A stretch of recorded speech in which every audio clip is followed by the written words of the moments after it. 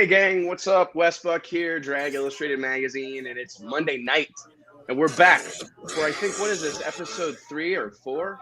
Episode 3 or I think this is 4? 3. Episode 3. Episode 3 of the Drag Illustrated Ride Along. We're here tonight to watch episode 3, as we just said, of No Prep Kings season 4. However, and we appreciate you joining us. Of course, I'm joined as always by my main man, Mike Carpenter, JT Hudson, Murder Tundra, what's up? We're joined this week. This was supposed to start in week 1. We had a schedule mishap. He happened to win an NHRA Pro Mod race. No big deal. No big Couldn't deal. make it. Second week, I forgot to Unacceptable text him. excuse, man. My bad. That falls on me. I just totally forgot about it. And but he's making up for it tonight. So we're here to watch a little bit of No Prep Kings. We will, at some point, I believe here shortly, be joined by Little Country Justin Swanstrom. We will also have Mike Murillo join us here at some point from Team Texas. Guys, I guess we're headed to Maple Grove Raceway. We were just asking a question. Pretty good crowd, right? Oh, wait. Lyle Barnett, you're supposed to say, hey, what's up? I'm supposed to say that? Yeah, like, hey, I think Dude, I mentioned your name. He's chilling on the couch. You did. Man. Casual. Yeah, okay. I am in my recliner. I was watching the show. I thought that's what we were Here's supposed to here's last Wednesday's guest in the left-hand lane, Robin Roberts. do. That thing Does just any- let out a Ooh. grenade. Smoke grenades worth Oh! That's not good. Never. I don't know a if it's good the sign, same. man. I don't know if it's the same. Yeah, it is. So when I was at Darlington running small tire at No Prep Kings, he did it was very similar. It may have been the same failure. And dude, I have never seen a torque converter come apart. I mean, it put holes in the bell housing, which they run. Are you serious? Yes, it was the entire inside of the car was soaked from windshield to rear windshield. All of it was soaked in transmission fluid. Like, it was unbelievable. And they got that thing fixed. Whoa. Well, hell, he won. That's- I think he ended up winning. It was unbelievable. Yeah, they tore some stuff up, eh? There's Justin Swanstrom lending a hand. Yeah. They're teammates. Yeah. Yeah, I know. I forgot. T-Max. I didn't really forget. I was just trying to. What's going on, Luke Stevenson? It's Hello from morning. across the pond. Yeah, I know it's morning for him. I think it's like super early in the morning, right? Tell us what time it is, Luke. Yeah. We have 32 racers trying to compete for $40,000. Here we go. Nice, some killer B-roll right here, though. Do you see this? Yeah. I love a great intro drone shot. You got a drink, Lyle? I don't yet. Uh-oh. What a shame. Hmm. And I not dare ask my wife, who just got done with a 12-hour shift at the hospital, to make one. Hey, That's babe. that's time to hit him up. I'm sitting here on the couch. Yeah. That's a good way to get your dome Hey, knocked off your sweetheart. shoulders. Yeah. I'm on the couch. I'm supposed to like sit here and watch this TV show and talk about it for the next 2 hours. Could you make me a drink? And then Oh, keep them man. coming. That'd be the one best after joke another. I've told in a Yeah. while. Melissa, what would you say if I asked you to do that? To make me a drink right now. Oh, That's man. too funny. You got to follow it up with, so you're going to bring it? Hell What's been no. happening? Probably shouldn't take relationship advice from me. No, not at Actually, all. we should. Actually, We you actually yeah. should, JT. You should Yeah. go on Yeah. tour, really. Do a speaking. You should engagement. teach us all. You could be one hell of a motivational speaker, dude. Is it just Either that me, or Stacy Am should. I the only one who believes there's like a lot of these people that seem to have come out of the woodwork? Like Cody Baker, like that's a legit hot rod with like a Mike Janis blower on it. Yeah. Dude, and they've got a And it's- real deal operation over there. Like, I watched them thrash again at Darlington overnight. I mean, they completely rebuilt an engine they had trashed, and like, they've got a real deal operation over there. Who was talking about that? Were we talking about that last week? It is Somebody no we were joke. talking about Cody Baker. One of our I guests brought think it so. up. Well, it was the jump. It was the jump. It was Yeah. Robin Roberts and Cody Baker were lined up for the semifinals, and that was the big controversial run. I was going to ask that, Lyle, kind of ascending like you have, index racing, bracket racing and whatnot, moving into radial tire, small tire stuff.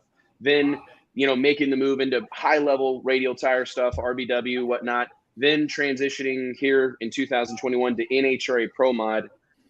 What do you make of like the caliber of equipment and the level of racing that's going on here? Like just even that aerial shot and all those semis and stackers, it's pretty impressive, right?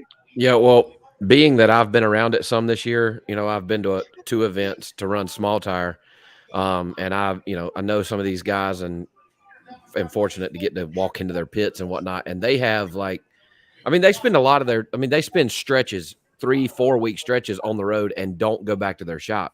Jeff Lutz bought a shop in. Where did he say that was at?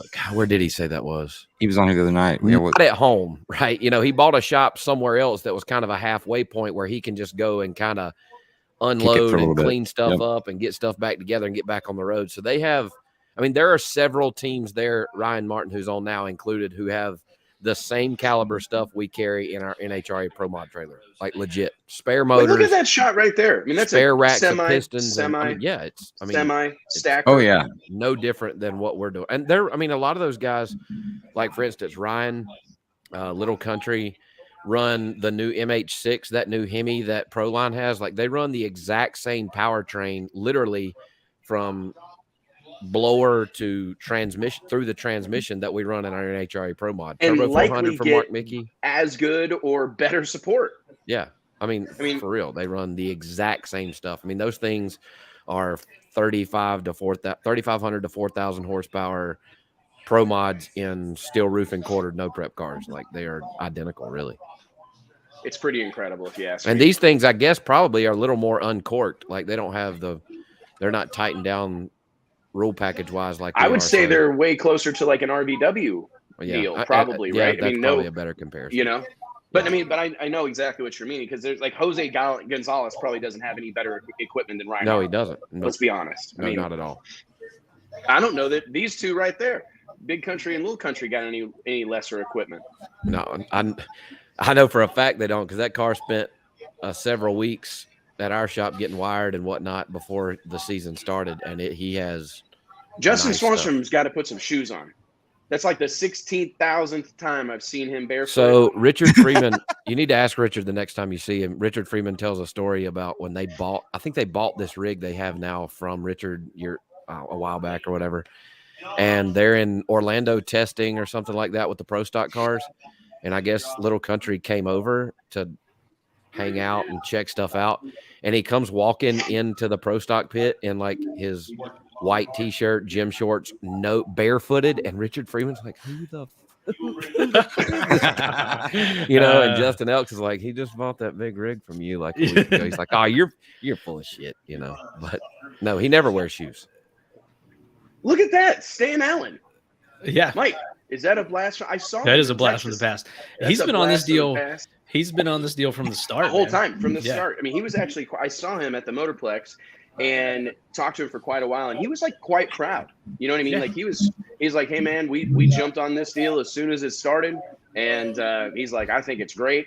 I asked him like, hey, what's your take on all this no prep stuff, the top end stuff? He's like, I'm not really into that, but like racing on a drag strip the right direction, I'm into it. But it's crazy because Stan Allen was an absolute player in ADRL Pro Nitrous at its height. Drove for the Bankston boys. Once drove the legendary white and blue Camaro from McCamus that Shannon Jenkins drove for many seasons. Probably, I think, one of the greatest. I was actually coming up with story ideas earlier, Mike, and I'm going to do, I think it's coming up in maybe February 22. I want to do the top 25 Pro Mod body styles of all time. We should be able to get cars, 25 cars, and that's very unusual for me to talk about cars, not drivers. But that car Stan drove was on the list. Yep. Mike Bowman, shout out to the World Series of Pro Mod, year 1. This guy took a chance on us, came at the last minute, didn't even know he was going to come. He told me, 10 days before the race, I remember standing in my backyard, walking back and forth, and he was telling me he was going to have to buy like a gear set, and he was going to have to buy a new torque converter. And I said, listen, I'll call Mark Mickey right now, and we'll figure the torque converter deal out. I just need you in Denver in 10 days. And sure enough, he showed up and won the race. And kicked ass, took names the whole way. It was impressive. He hasn't ran all year in this, has he? Most of it, right, Mike? Yeah, I mean, I think he's at the been in start every- of this year. Yeah, I don't think he ran in it last year or 2019. Okay. I was gonna say he's ran pretty good. I mean, he's somewhere mid-pack in the points, I think, or close to the top 10. He's one of those guys. Like, he's a racer. You know what I mean? He's a guy much like yourself. Stevie Fast comes to mind. Guys that have just raced in a lot of different sanctioned series, different types of setups, and you give him anything that's, rolls true, and he'll find a way to win with it. The way points work, if you're in the invitational, you draw a chip, you get 5 points. But the new rule this year, call out your own teammate. If your teammate, they were trying to get Monza to cut his hair off, his ponytail off T, for 10 grand. And they had him this close. I mean, I thought he was going to do it. If they would have, he said, told Bobby Ducati, if you give me 10 grand and a new transmission, I think he needed like a Rossler Turbo 400. He said, if you give me that, I'll go ahead and do it. But they couldn't. Nobody could come up with a transmission. It would take that kind of money for me to cut my beard off. Yeah. Yeah. JT, turn yours down a Me little too. bit. Are you Me loud? too. Same. I mean, me and Lyle have the same kind of beard game going. I feel the same Absolutely. way, man. Wes, would you shave the cul-de-sac if we paid you 10 grand? The cul-de-sac? The cold Yeah, sack. Like just slick right in the middle, like the old man the bald look. Oh, just yeah. the cul-de-sac up top. No. For 10 I thought you were grand? making fun of my beard.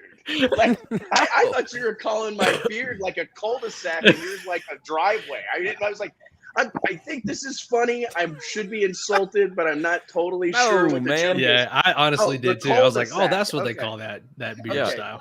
What- Yeah, Cul-de-sac. No, I thought would you you were talking shave manscaping. the cul-de-sac in your Dude, head this hair is going for the 10 wrong grand? way. No, hell no. I did that to a kid at a party one night. Shaved it here and then shaved the I have side. enough like And it looked insecurities. like- The last it looked thing like I a need Friar is Tuck. a cul-de-sac. Yeah, no. For, The last for thing 10 I need grand, is a for 10 cul-de-sac. grand, I would definitely do it. JT would do it for $25. Probably. And that's why I keep people like him around, because I don't have to do it. He's going to keep us You entertained. could throw him in the You know what I line of mean? fire. Yeah, but it's also not as funny if JT does it. That's That's true. true. It grows It's back. much more expected. I used much to cut more everybody's expected. hair when they passed out. Like everybody. that'd be the biggest story And- in drag racing if Wes did that to his hair. Just do it. That's worth it for a hella fundraiser, Wes. That would be Like, that'd be hilarious. Listen, If we raise real quick. 100 grand, Wes Buck shaves It his better be for mohawk like off and gets a real cul-de-sac. sick babies, like real sick babies, because there ain't nothing else that I think would move the needle enough for me to cut a cul-de-sac in my head. Seriously, real sick babies or something, because there's no other man. category that would do enough, unfortunately. Sorry. Hey, I was thinking about this today when I was driving home. Ooh, this crime. Anybody else pay attention to the true diehard No Prep Kings fan? Do they not remind you of when WWE and WWF was in its heyday back in the day, and everybody had like their heart and soul was so invested in yeah, and Wolfpack, whoever. baby. Yeah, man. I agree. You know, with you, and Lyle. like the These fans are diehard serious. No Prep Kings fans, like I've been cussed, fussed.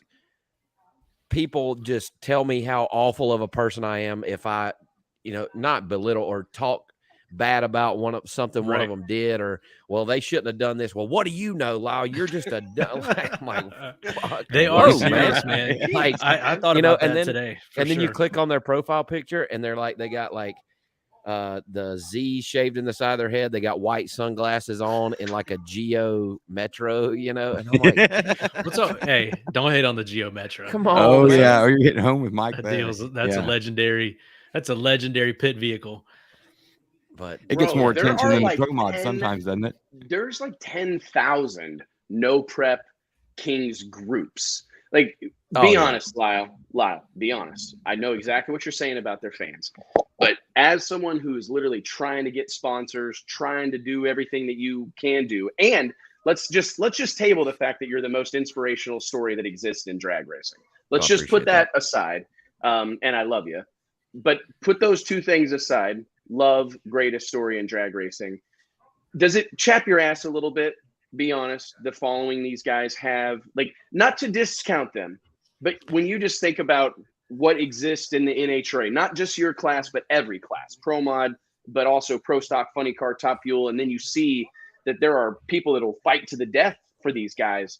Does it champ your ass a little? A little, yeah. But I look at it from like from a racer standpoint, and then I try to look from the other side at myself, like after the fact, if the camera caught me showing my ass or whatever, know, and I see, this is going to sound bad too, but I see the quality of like post-race interview and the quality of the way that they talk and carry themselves in the pit, and I'm like, dude, if I did that, if that's the way I looked and that's the way I talked when Amanda Busick stuck the microphone in my face at the top end, so I wouldn't get a sponsorship from duct tape, but like these guys are getting sponsorship from hard seltzer companies and the top names in all of the performance aftermarket, and it's like, dude, what do you got to do? But on the flip side, and disclaimer, I was not talking junk about the No Prep Kings fans earlier. I was just saying they are diehard and they will literally fight to the death. Well, that's a product of the platform they have, and the way the show creates the connection with these people. These people they're invested and connected with these people, and they get to see them. And they get to see them a lot more.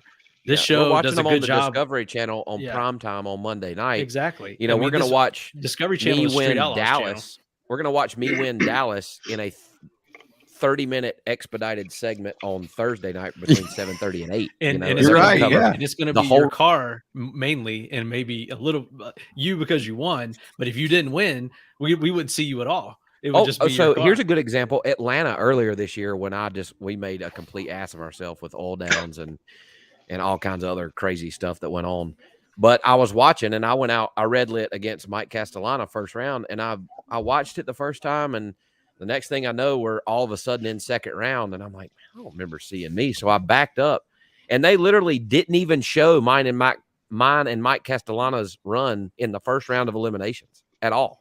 Like, it's not even, if you go watch the replay of Atlanta Pro Mod, we're not even on there. And I'm like, how are we supposed to? I mean, I can't even. The sponsors that I did have that I carried to Atlanta never even saw themselves. Right. It's tough, that's pretty bad. What do we do? You would assume if you qualify, you're going to get a few seconds on there, right? And I mean, that should be the deal. I honestly think that's what's going on. I think we talked about this, Lyle, when you were at the office the other day. It's like the cost and expectation performance-wise of Pro Mod is like doing this. But the exposure associated with racing NHRA Pro Mod is doing this. Absolutely. You know what I mean? And they're like Xing each other. Mike's dad, Charles, he was a part of Pro Mod when literally it was more talked about than Funny Car. It was way more talked about. We've than talked Top about Fuel. this before. If you Mount Rushmore Pro Modified, Carpenter's on there. Like him, Ricky, Todd Tutterow, Shannon Jenkins. Ooh. I mean, they're all like those are Pro Mod Mount Rushmore is a fun fight. That's a pretty good line. But there's we used to do that all the time. No denying those four. Well, you can't take any four of those off of there. And I'll tell you what that was your about. Dad, he made money. He was able to make like real money. It was about the connection with the driver then too, and the connection to the uniqueness of the driver and the uniqueness of the car also.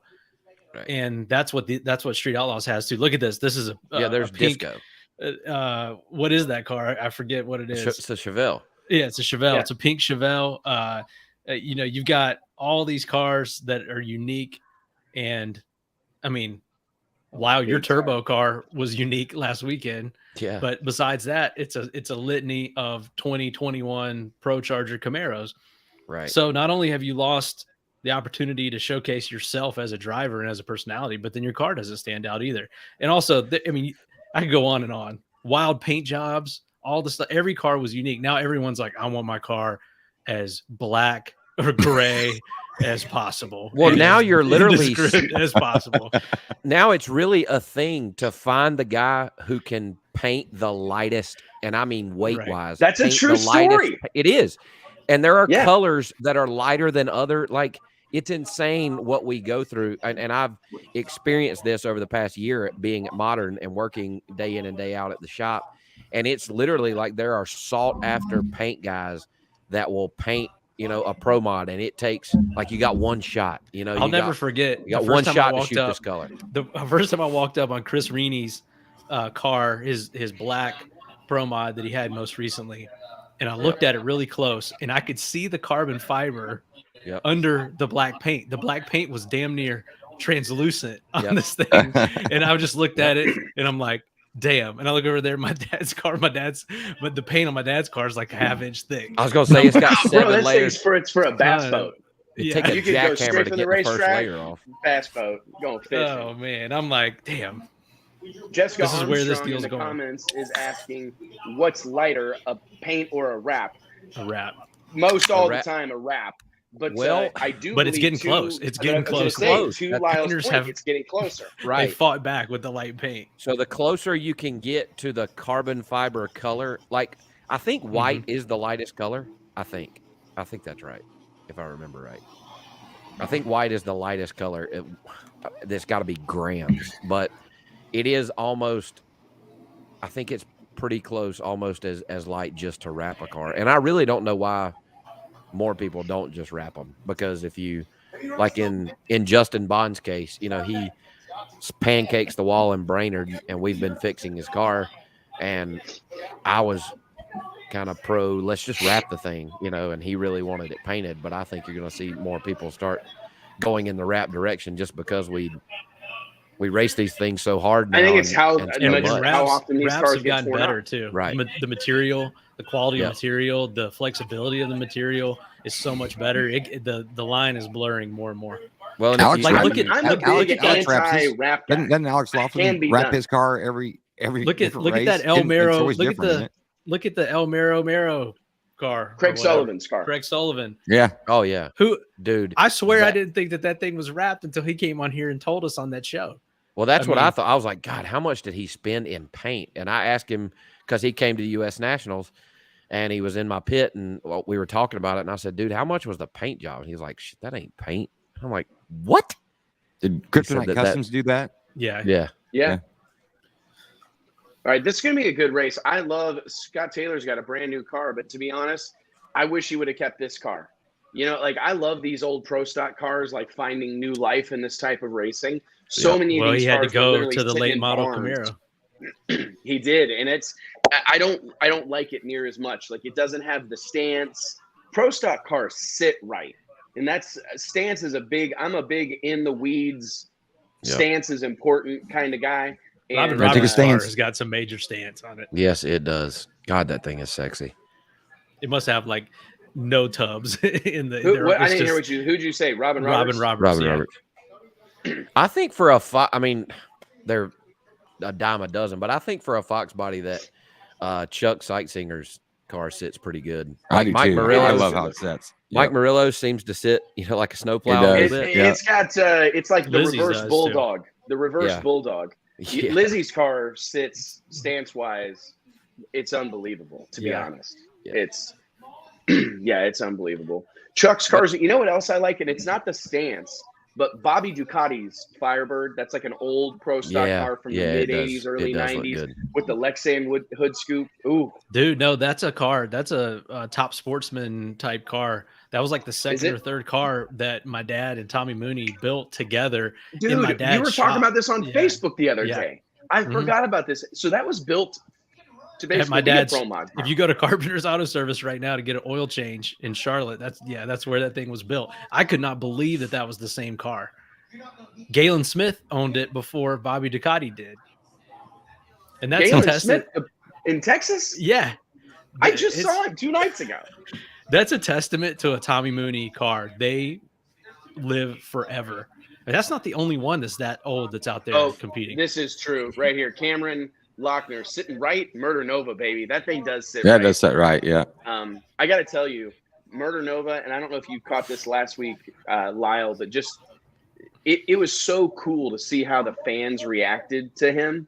Like, you'd have thought he was wearing like a Castrol hat rolling up the return road. I mean, he looked like John Force. He was getting a John Force, Elvis Presley, Tupac, well, he is Jesus John Force, level. right? So reception. I mean, it was incredible. Hey, Brandon Smith says in the comments, the new one is 10 inches longer. I think he's talking about. He's talking about Scott Clark's car. Yeah, Or Scott Taylor's new car. Scott Taylor. Thought he was talking about hard taco shells. I did too. The green room conversation. I was trying to lob one up there for JT, but missed it on the oop there. I'll let Lyle have one. Appreciate it. Yeah, no problem. Need all the help I can get. I have to say this. I do love how this car sets. It does sit right. What is this before he gets this? Hold on. But, I'm reading my subtitles. 1 second. Oh, I'm sorry. No, this is when Everyone Chuck takes forever and a day. Yeah, Justin's getting mad here, isn't he? Well, yeah. one by one, they're all going, having to leave the cars that have the short wheelbase and the stock appearance and everything. And one by one, we're losing them to pro mod style cars, But they do have to have the factory wheelbase, right? No, I mean, they got to be a real car, factory wheelbase, steel roof and quarters. So, but everyone's going to choose a car with a longer wheelbase now. That's the problem. I'm telling you though, how much credit do you have to give these guys to be an asshole at this level on national television? Like, people will forever hold this against Chuck. Or whatever, you know what I mean? Yeah, or love him, or his fans, or love him. His fans will love it. Yeah, Swanstrom's fans want to kill him. Like, I hope Justin actually shows up because, like, I'm a Chuck Sightseer fan right now because that was A, hilarious. B, but man, he had to do whatever he had to do to win. Chucked his helmet out into the grass. Look at this guy. Wound up, doesn't he? Jesus. What do you do? That's against a professional team. I love the way they're forcing people to take sides, right? Yeah. This is great television, dude. Swanstrom's a professional team. Do they get a professional team? They like choose small block.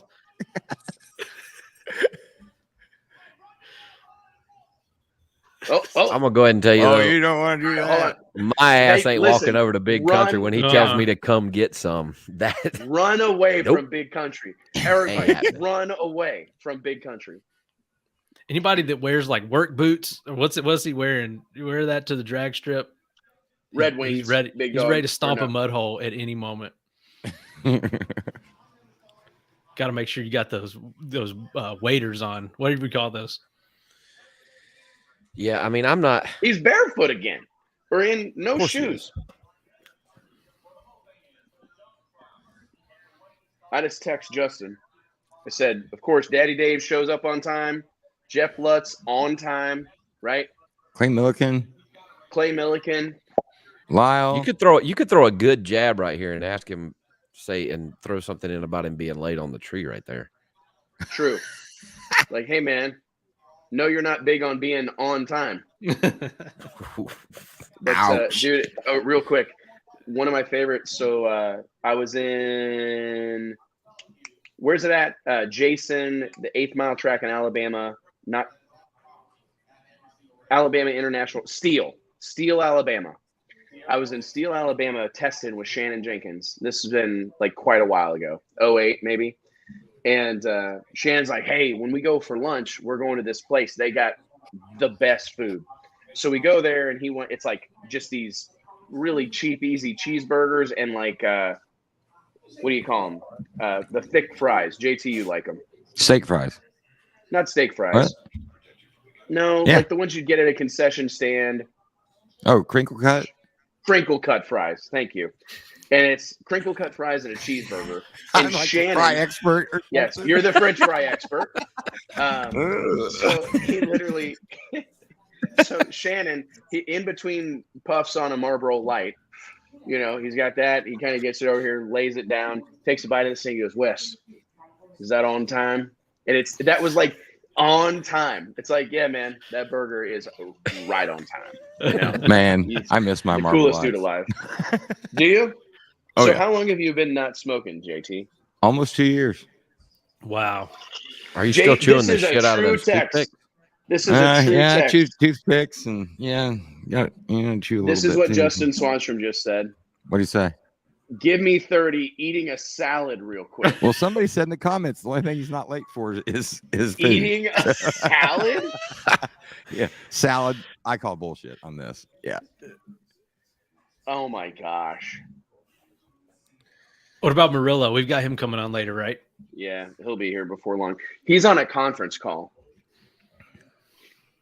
Man, People are gonna hold our feet to the fire. They're like, man, well, he's on the West Coast, right? Where's he located? No, he told me. I texted him. I said, "Hey, man, are you going to be home?" But he's driving between Florida and wherever they're headed next. No. Or excuse me, No, Louisiana they're headed and Florida. On a they're conference headed call. to- He must be on like that Saudi Arabia time zone where you got to do conference calls at 2 a.m. on a bus, Yes. right? Here's a Wes? question, Lyle. Would you ever consider? No, this isn't the one I was getting. But would You you ever missed the- consider getting a big tire, no prep King's car? He's planning on it. Yeah, we're talking about it. Bam. I thought we had a definite Breaking news. Breaking. I thought we had a definite end for next year, but that didn't quite work out. So, but it's still in the works. If that's the one I think it is, shocking.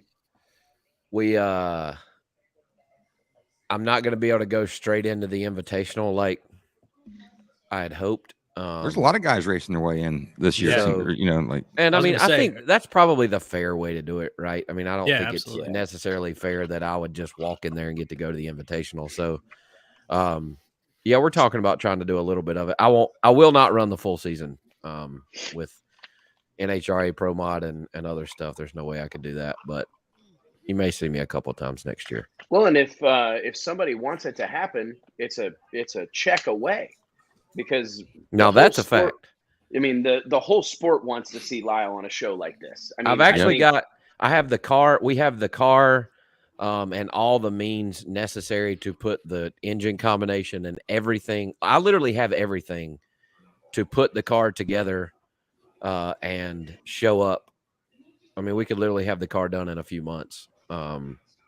But yes, if somebody out there is looking to get in there and they would like to team up with someone like myself, we do have everything ready. Just the financial part of it is a holdup. Speaking of the financial part, Lyle, we've been talking a lot the last couple months about how much money you've been able to make with beer money. Fill us in on that. I mean, it's an amazing how many, like, I mean, you can race pretty much anytime you want with a car like that for what, 5-10 grand? Mm-hmm. Yeah. I've literally made a secondary salary with that car this year. Literally. I mean, I've made 24 grand, something like that. Right at 25. Here he is. Here he is. Oh, What? There he What up? is. you eating a salad in your truck? There's no chance you're eating a salad. I am. I just walked out of the plate. Yeah. Well, go finish it and come back. Y'all. I got 150 people texting me right now saying get on. So I stopped eating so I can come get Real on. quick. You want to know why? Because we run shit. Just in I case hear you were you. wondering, we run Yeah, shit. you're a part of our show. We're Listen. not a part of yours. Y'all are pretty damn important because I literally put the food down to come out here. Damn, Uh-oh. that is What a kind of- I what never do kind of that. salad was it? Take us through that menu choice. The Caesar salad, dude. We have the best Caesar salad here in town. Cedar or Caesar? Caesar. Oh, okay. I wasn't sure. I was just double I don't eat checking. nothing else but a Caesar salad. Just because I Okay. look like this, I still try to eat somewhat healthy. I think don't. You look good. Yeah, Skin we looks good. feel you. Blame the parents. It's genetics. But your mom was probably just We were like just mine. talking about how, or I was talking about how if I was in Chuck's shoes at the top end and your dad looked at me and said, "Come over here and get you some," I would not go over there and get me none of nothing. Nah, they got That ain't happening. They were in the heat of the moment. I was trying to tell my mom and dad to get away. There was no point in arguing. He won the race. It is what it is. I knew that was going to make it on the TV show. I mean, it was cool. I was glad that they showed everything. They could have showed him backing up longer. I sat there on the starting line for 4 minutes and 37 seconds. I Wow. almost Oh no. You'll have to come back. Someone tried to call you. I know how this works.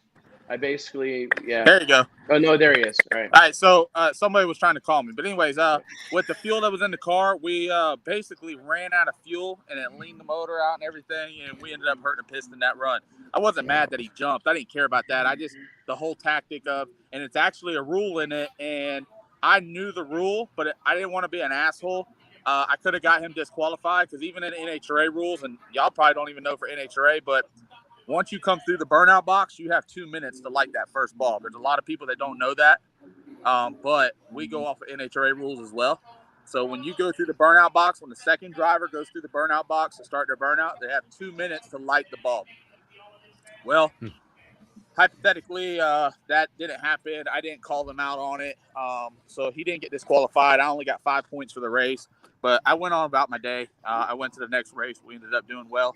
Okay, that was easy. Yeah, no, I knew that was going to all going down like that. And Chuck, he apologized later on what was going on. Like I told him, I wasn't mad that he guessed. It was just the point of fucking sitting there and waiting for him to back up.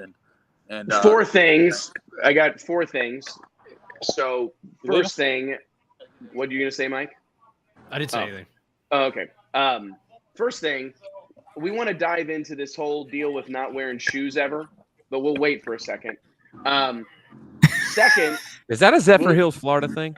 Dude, I tell you, if I could go barefoot, I could. I wish I can't change this camera around, but I'm in flip-flops right now. So is that like, what's that about? Like, do you have like some connection to the Flintstones? Is it like, is it deep? I grew up with my parents' construction company. So like throughout high school and all that, I didn't get spring breaks or summer breaks and all that. I went to work with my dad. That's an awesome story. I've wore boots and jeans all the way up till I quit about 6 months ago and decided I wanted to take YouTube and social media on full time. And from that point forward, I told myself I wouldn't wear a pair of boots ever again. And that is an awesome story. That's awesome. Yeah, there's a lot of people that don't know, but I'm saying I have it. I don't wear jeans and I don't wear boots. You won't catch me in a pair of fucking jeans and you won't catch me in a pair of boots. So I had a guy tell me one time. No, that is an amazing. We need to write that story for the magazine. Because that's an incredible story. Great. We're doing great right now with whole Swan production. Everything's working good on it, but I haven't worn nothing since. I've gotten a little bit better. I wear sneakers now at the no prep events and stuff. But and then like if we go to like a radio race or whatever, you have to wear shoes and all that. But for the most part, I will always be in either sandals, some gym shorts, and either a Swan Gang or just a Swanstrom t-shirt. That's basically my apparel. That is way better of a story than I was expecting. That's awesome. And we could talk for like 3 hours about that. But I was going to, secondly, a minute ago, I said I was a Chuck Seitzinger fan. Like I appreciated the antics, but I kind of want to pull that back because I didn't realize 4 minutes and 37 seconds, when you start, we all know the small fuel cells. Most of these cars run front-mounted fuel cells, have become popularized the last decade or better. Like, that's crazy. I hate to hear that you guys hurt that thing leaning it out. Like, yeah, I just wanted to kind of clarify. It was more, and I even told higher up in, it was more of a safety deal. I mean, like I said, and I brought Lyle up throughout this whole deal. And nothing against Lyle, great driver and everything, but he had his accident a couple years ago, caught on fire. It's a big deal. That's the biggest fear of mine is being on fire. I've had explosions, but I've never been on fire. I hope, pray to God, knock on wood, nothing ever happens. I don't ever do that. But like I told them, what happens if you leaned it out or did something and the motor exploded and the whole car caught on fire? What kind of position would you have been in then? Yep. Because you decided you wanted to play games, which is cool. I understand that. And you'll see later on in the season, me and Chuck run again, and you'll see how I run the race. That's what a lot of people don't see, where you'll see me and Chuck face off again later on in the season, and people will see how I run the race the second time and how it goes down. But it was more of a strategy deal, because at the end of the day, I told him I didn't care about the whole jump, but it was more of a safety deal of possibly catching on fire and all that. And he understood that too. He completely sent me an apology text and everything going on, and we moved on from that point. I mean, everybody out there, we're all there to race. We're all there to have fun. We talk shit. We have fun with everybody, but at the end of the day, everybody's there to race. And I feel like I have a pretty good relationship with all of them. Even though I'm there to cut everybody and win every single race, but everybody's there to do the same thing I am. So it's a win-win, lose-lose situation. But I learned at that point from that team and everything going on, and I moved on from it. They moved on from it, and everything's good now. Okay, listen. A couple things. Justin, look at me. I told you this 3 years ago. You were going to be a fucking superstar. Like, you've got it. My God, you do a good job at this stuff. I told you, it's incredible what you're doing. It's insane. I'm so proud of you. But secondly, and I'm not just blowing smoke, like you do such a great job telling these stories and like letting us know more and more and more about you. You can probably write a book on this at this point. But it's how have you been able to like be okay with all these guys? This is something that we see a lot in drag racing. It gets kind of, frowned upon. Mike and I talk about it all the time. We love a good staging duel. We love a good burn down, whatever. But like, where does it come from? Because we heard your dad say this a couple weeks ago about Ryan Martin and Kai Kelly. Like, hey, he's mad at us right now, but he's going to get over it. And the heat of the moment, the points bad, everybody's stressed out. Where did you guys get this forgiving kind of nature? Because it's pretty refreshing. To me, I'm a little bit different than a lot of people. I'm not one to hold grudges. I'm nice to everybody. The best way I could put this is, I guess, I'm the nicest person you'll ever meet until I get screwed over. When I get screwed over, I'm the most vindictive and crucial person you'll ever meet. And nobody will ever beat me on the internet. The internet is my domain. I can come up with shit. Like, it's just, you will not beat me on the internet when it comes to that. And I hate embarrassment. So anybody that ever tries to embarrass me on the internet, just guarantee I don't really fucking care. I will post whatever it is. So the people really know that. I love it. People really know that now, so they don't fuck with me on the internet. But to answer your question, I don't look too far into it. I'm there to race. I'm there to have fun. I love racing, so I don't hold grudges. I don't try to get back at people. I just go on and do my thing. My parents have raised me. I played football. I've went to combines. I've been in a lot of tournaments and everything. I win gracefully. I lose gracefully. If I lose, I got to figure out how to get better. I come back the next race, which people will see that throughout the season. When we win, we lose. We're okay with it. I mean, we fucking grenaded the motor, put it back together, drove 42 hours, and went out first round in a race. But it was all right. It is what it is. I should have been better at that day. I would have been all right with it. But a lot of people try to hold grudges and try to get mad at people. I'm big on, if it ain't making me money, or if it's not really important, I really don't care. Like people get mad at me about my post on Facebook, and this is what I try to tell people. When I make a post on Facebook, when I hit post, I've already forgot about it. Like, it's done and over with. I have to come back and read the post to figure out, like, I just make posts just to, one, I like to make people laugh. I like to entertain with people. So I will literally put posts out there that makes people interact with it. I will misspell shit so people can go on there and spell it right for me. But at the end of the day, interact with it. Like, I do stuff, and that's what people don't understand, is I do stuff to make people, one, laugh, have fun, and be able to come interact. And they argue with you. Like I explained it to my dad one day, because he texted me. Anytime I post something that is misspelled on Facebook, my dad is the first one to send me a text and say, he'll go, "You got to spell it this way." And I said, "No, just wait." And it'll have 22 fucking comments on it about how it's misspelled. Or, like, I made a post, I told him, I said, it's to the point now where, like, I made a post and it said, it is pretty crucial, but it said, "Do you stand up or do you sit down when you take a shit?" There was the dumbest thing ever, but there was 1,000 comments on it, and I actually was entertained by it, because there was a lot of people that had to figure out if they sit down or if they stand up while they the dumbest stuff ever, but people interact with it and they have fun with it, and I've learned a lot about people that can relate to it. So the post that I make, and that's why I say, like, even yesterday I had time on the way home, and this woman, she's been following me around for the last couple months. She comments on everything that I do. And I have never blocked somebody in my life, and I'll never block anybody. I tell people all the time, I love living on the internet, so I will have fun with anybody. But I literally made a post and I told her, I said, I feel like I got ass cologne on because she follows me around everywhere. And she got upset, blah, blah, blah. I made a couple posts about her and then she blocked me. Like the fun was over with at that point because I got blocked by her. And I even made another post and I'm like, well, the fun's over with. Now I got to figure out what I'm going to do now. But my post online, That relationship's over. That relationship's over. Well, it's funny because I see that like in you'll see it in the UFC. Not all Wes, the time. give me 1 minute. Hold on. He's on live right now. Probably didn't pay for your seat. All right, we'll figure that out. All right, go ahead. What were you saying? No, it was so funny because I could almost hear what the dude was saying. No, it was what was I saying?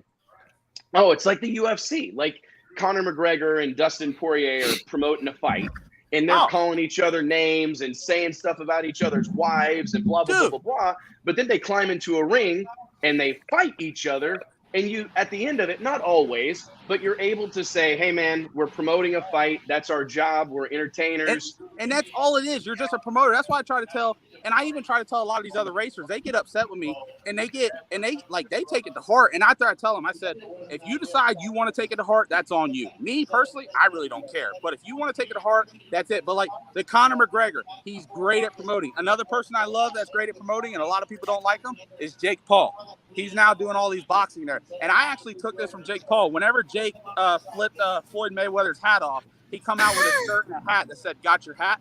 Yeah. That's where I got the idea from when Kai said Justin was a snitch. I just put it on a fucking T-shirt and made $10,000 in a day. And like I told him, it was easy because I was just able to do it. And I didn't have to do nothing. Now I put out another shirt that says Justin's a snitch, and I offered to everybody, and I said, if you pay for this shirt at a discount price, we will send it to Kai Kelly's house. There's over 500 shirts. There's 500 shirts ready to go to Kai Kelly's house right now.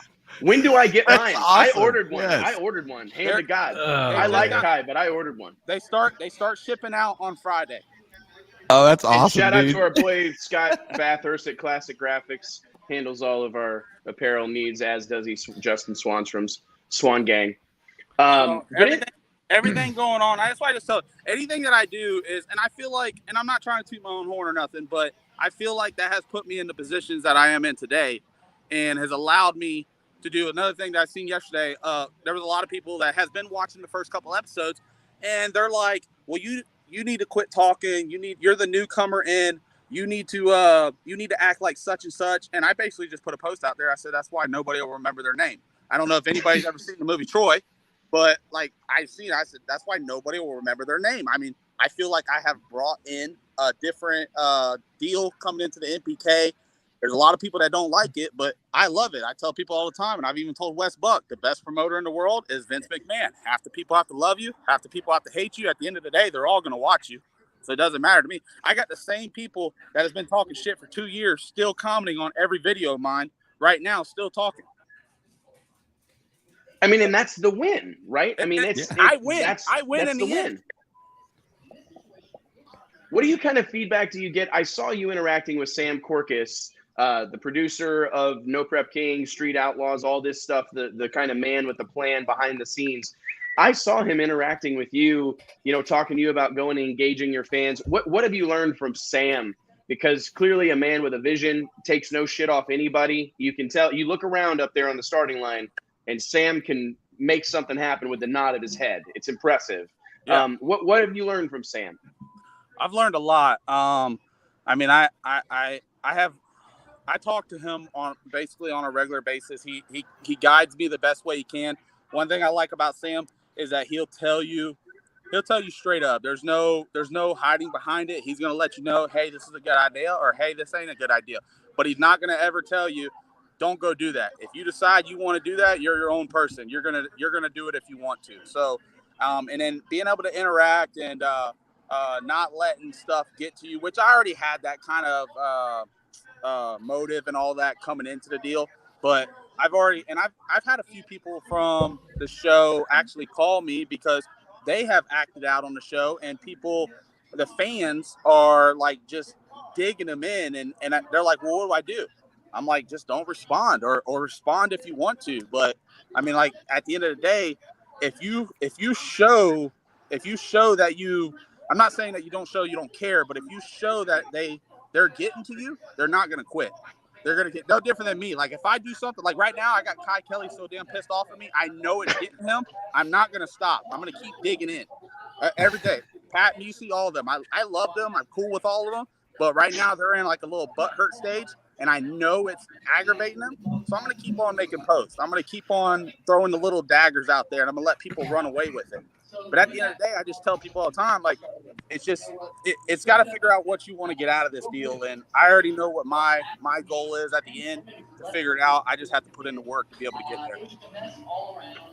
I got to ask both of you guys, Lyle, Justin, you guys have both had breakout seasons, right? I mean, you both had success in small tire racing. You've both done your thing in various venues. But, you know, Lyle, you just scored an NHRA Pro Mod victory in Dallas. Incredible performance. You got 2 wins under your belt this year. Justin, in No Prep Kings competition. Like, how grateful are you guys? And Lyle, I'll let you go first. But, like, how grateful are you guys for this moment? I mean, a year ago, we weren't racing. We didn't know when we'd get to go racing again. To have this kind of year where you've kind of planted your flag in the sport of drag racing. What's it been like to have that in 2021? Lyle, you go first. Dude, I mean, if starting with last year, you know, when I thought that maybe we wouldn't be racing this year, you know, and last year was such an up and down year, and races getting canceled, the entire No Prep Kings deal pretty much being squashed, you know, for the most part.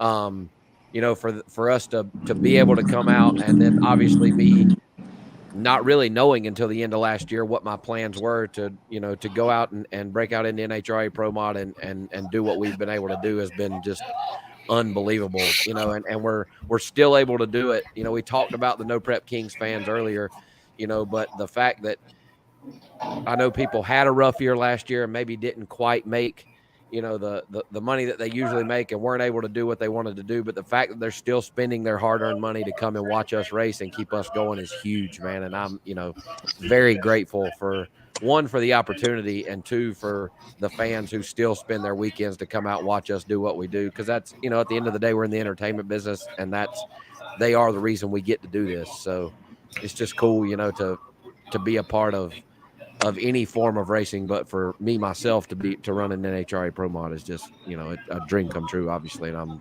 super grateful for all that are involved and have been involved to get me to where I'm at. Justin, you just talked about growing up on job sites, wearing work boots and blue jeans.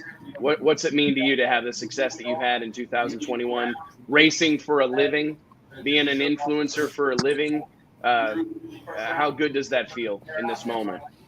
I mean, for sure, I'm nowhere near where I want to be. I mean, I always try to strive to do bigger and better things. I'm a lot farther ahead than I was 2 years ago whenever I started the whole Swan Productions and Swan Gang deal. There was a lot of people that talked shit, said it would never work. It would, you'll never be able to make it successful. The YouTube channel will never be successful. You'll never go run MPK. You'll never be on TV. There were just so many. Like, I have a video whenever I hit a certain amount of subscribers. It's already made. I'm just adding on as I go. So anybody that like talks shit, I screenshot everything. I probably have 18,000 screenshots on my phone. So, like, there will be one of these days. It may be a year from now, 5 years from now. It don't matter. But a video will drop that will go viral, and it'll explain the whole entire story. But I'm cool with what everything's going on. Give me 1 second. I love what I do. And speaking like what Lyle said, the fans is what makes me keep going and doing it. When we exploded the motor in Virginia, the following weekend we had to be in Idaho, and I'm not too smart on the whole Florida map and the United States map and everything, but it is on the other side of the fucking world. So I exploded a motor. I come home. I text my dad. I let him know. I said, I'm going to fix it. Whatever it costs, I need to make it in Idaho, which we did. We tore the motor apart. I had to send the car to the chassis shop. Cameron had to fix it. We worked day and night. We left, I think it was Wednesday afternoon, and drove 42 hours to make it to Idaho. And that's like I told him, and Lyle just said it too. It all comes down to the fans. At the end of the day, people literally pay or save up all year long and pay hard-earned money to come see us. So there were so many people that were upset that I wasn't going to make Idaho. I told my dad I had to try. If I don't make it, so be it. But we did. We made it. We made it all the way out there, and we screwed the pooch, and we went out first round. But I was able to make it out there. I was able to meet all the fans. I was able to have fun with it, and I've been fortunate enough to be able to make every race this season so far, going up into the finale race. And I think that speaks a lot for a lot of people. I do all this out of pocket. I have a few small sponsors that help out and everything, but and there's a lot of other people that do it out of pocket too. Me and my dad, we came up with the agreement. If I was going to back away from the company, he would support with the fuel and the rig, but that was it. I have to cover everything else: plane tickets, hotels, any kind of parts for the engine, anything to do with the chassis shops. I have to do that. And that's where my fan base comes in, and I tell them every day, and I do mean it, I'm appreciated by them because they're what keeps this thing going, watching the videos, comments, likes, everything. And that's another reason why I don't block people, and I don't care what people say, because at the end of the day, when they throw a like on it or when they throw a dislike or if they throw a comment on it, I'm still getting paid to be able to still keep doing what I'm doing and go out and do what we have to do. So I'm fortunate enough to be able to do that. It's going to get bigger. It's going to get better. We have another car being built. I was going to ask about that. We saw the post. We're getting a lot of comments asking about. We saw the post, the handshake, you and Cameron Johnson for next year. So can you drop any knowledge on us about what's in store for next year? I sealed a deal yesterday. We will have another car built. I can't go into details of what all it's going to be because I got posts lined out. I am reaching out to people, and I will say that running good this year in the NIMP BK and being tied in second has opened up a lot of doors to a lot more sponsors now. A lot of people weren't looking at me last year, now that are looking at me, and I've talked with a few, and I've already lined up a few, and I've already let them know that how I post on Facebook, how I post on social media, it's just not going to change. They have to be able to accept it. If they don't want to be on board, I fully understand, and 100% that's okay. But one thing I think that's got going for me is that I've never changed for nobody. I just, how I am is what it is. And it's more, I want to say unique, and it's more relatable to people. There's some people that do get big corporate sponsors and they have to wear a suit and tie every day. And I just can't be that person. So I would just be boring. Me neither. It would just go down the road. So like I seen Lyle, like when he won his race, he was out there drinking Yingling and all that. Yeah. Like, that's what I did. Like I won the Texas race, and first thing I did was fucking shotgun a beer. And then I turned around and shotgun another one. Well, there's people out there that didn't like it. There was a couple Karens and a few Steves that were not okay with it. You Karens and Steves. So at the end of the day, but yeah, we're gonna build a new car. We also are. I haven't told nobody this yet, so we also are gonna go to the street as well. Oh, cool. So we'll be doing that in the future. Just got to get everything lined out. But yeah, there's a lot of cool stuff that's gonna be happening here in the next month, and then a lot of new shit will be happening in the next 6 months. That's awesome. That's good. Congratulations, Justin. Let me tell you, ask real quick, and I'll let you go finish the cedar salad. It's fucking gone by now. It's done ruined. Gone. The lettuce is already turned brown. Shit brown. is wilted. The last thing, have you gotten any, have you heard back from any of the YouTube channels and some of those guys that you've tagged? You mentioned Jake Paul earlier. Obviously, Jake and Logan Paul are the ultimate in YouTube influencers, but you've tagged a lot of these guys and you've kind of reached out to a lot of these people. What's the one dude? Mike will do it, or Steve will do it. What's that guy's name? Yeah, Steve will do it. Steve will do it. Have you heard back from any of those guys? I have.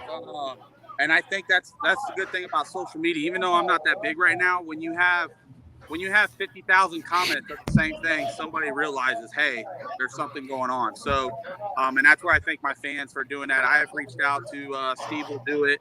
I have talked with him. We are possibly going to work on some shit for next year. We'll see how it goes. And when I say speak to him, it's more like speaking to an assistant manager type deal, but it still goes through him. Hey man, it feels like victory to me. Yeah, there's a few people that I have talked with.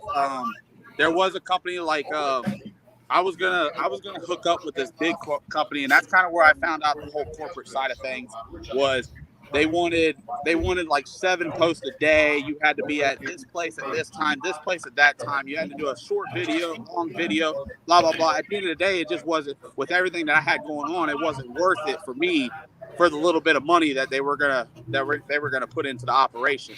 I could make more money doing it different ways than for that deal there. So, but yeah, I've reached out to a few people, and we'll see how things go. I hope the TV ratings. Everybody keeps telling me that your social media is going to skyrocket once you get on TV, and we're only 3 or 4 episodes in, and it's done well. It's growing, it's getting bigger. So hopefully I can finish the season out strong. I can keep on pushing my social medias and go into next year with that much better, and try to see if we can even do better next year. We'll have a 2-car deal going. For me to be able to, I tell people all the time, MPK is probably the only organization out there that you can make money from racing. I did a lot of racing. I've been from grudge racing all the way up to Radio versus the World, and everybody will tell you there's no way to make money in that type of sport. I'm not trying to say it to knock anybody or anything going on, but for the first time in my 10 or 11 years of racing, I officially have made money this year actually racing. So it's an awesome thing, man. Yeah, that is great. It is a great thing. And that's the goal. That's the goal. Well, go eat dinner, brother. I'm good. I'm already out here now. You might as well ask all the Okay, I'm good. I just didn't want to run you off. It feels like there's a lot of guys that have like come out of the woodwork for this deal. Like it seems like every episode I'm going, man, I didn't know this guy was doing no prep. I've never heard of this dude or whatever. And that's no shot at anybody. I'm just saying, like, these people, are you guys surprised there's not more of that? Like, being that anybody can enter Outlaw Big Tire, it's like $200 to enter, $3,000 to win. I know that's not like $1 million, but like that's better than a lot of races pay. And in front of a big crowd too. In front of a large crowd, you can sell merch. I mean, I'm surprised. Are you surprised that there aren't more cars that show up? Lyle, we look like we've lost you. Are you there? Or are you just watching the show? I'm watching the show, man. Oh, in the zone. He's in the zone. I was just making He sure needs to go he's get still that with drink. I feel like I know, I do. I feel like there's a lot of people that feel they should just go ahead and get the invite. They should go ahead and already be in the invitational and not have to put in the work. And that's where people get wrong. At the end of the day, I love Sam and everything that he's done for me. It's been phenomenal, but I need Street Outlaws and I need the show. The show don't need me. And that's why I tell everybody all the time. They could find 100 of me. I just so happily have stuck out, and I feel like I've done well, and they have asked me to come run this year, and that's how it is. And that's why I tell people all the time, come run the future class. If you're somebody that's good and you're good for TV and you can race well, you'll do well. But if you're just an average Joe and you have no excitement, like I love the people, like when the camera comes to them and like they want some kind of controversy, they're just like, they don't have it. Like if they go, are you going to talk shit about that guy over there? They're like, nah, he's a great dude and he's an awesome racer and he's faster than me. That shit's not going to sell. It's just how it is. Yeah, I mean that's what we get everywhere else. So it's got to be different. You got to bring and something. And it's already full of them. Yeah. You're talking about sponsors, and I think that Chuck in that first round matchup, he said, "Yeah, against a professional race team." You know, and you just went through all the reasons why you guys are not a professional race team. Right. Really, there aren't really any professional race teams out there. There's just ones that appear to have more sponsors than others. What's the kind of breaking point between maintaining the appearance of it being street cars and I don't want to say amateur teams, but not professionally sponsored teams, and then like you're talking about sponsors for next year? What kind of discussions do you have like with Discovery or anything, or is that something that they're allowing more of, or is it something that we're going to see more of as time goes on and it's just a natural progression, or how does that all shake out? It's working. I mean, listen, Sam and them, they allow us to do whatever we want. Right. If we're in the wrong, I guarantee I've already gotten a text before too. If you'll get a text, you'll be let known that you're in the wrong with what's going on. But I mean, if you can go out and get your sponsor, like Chuck, he's sponsored by Kicker, which is bigger than any sponsor that I have, and that's why. Like, I just sit back. That's another thing. Like, there's people right now that's on the internet. They're like, "Are you mad about what Chuck said?" I'm not mad at all what he said online. I know it's not true. I know I pay for the operation. Everybody that's on my team, and nobody gets paid to come work on the team. Like I tell everybody, and even my guys know, I appreciate them and I love them working with us.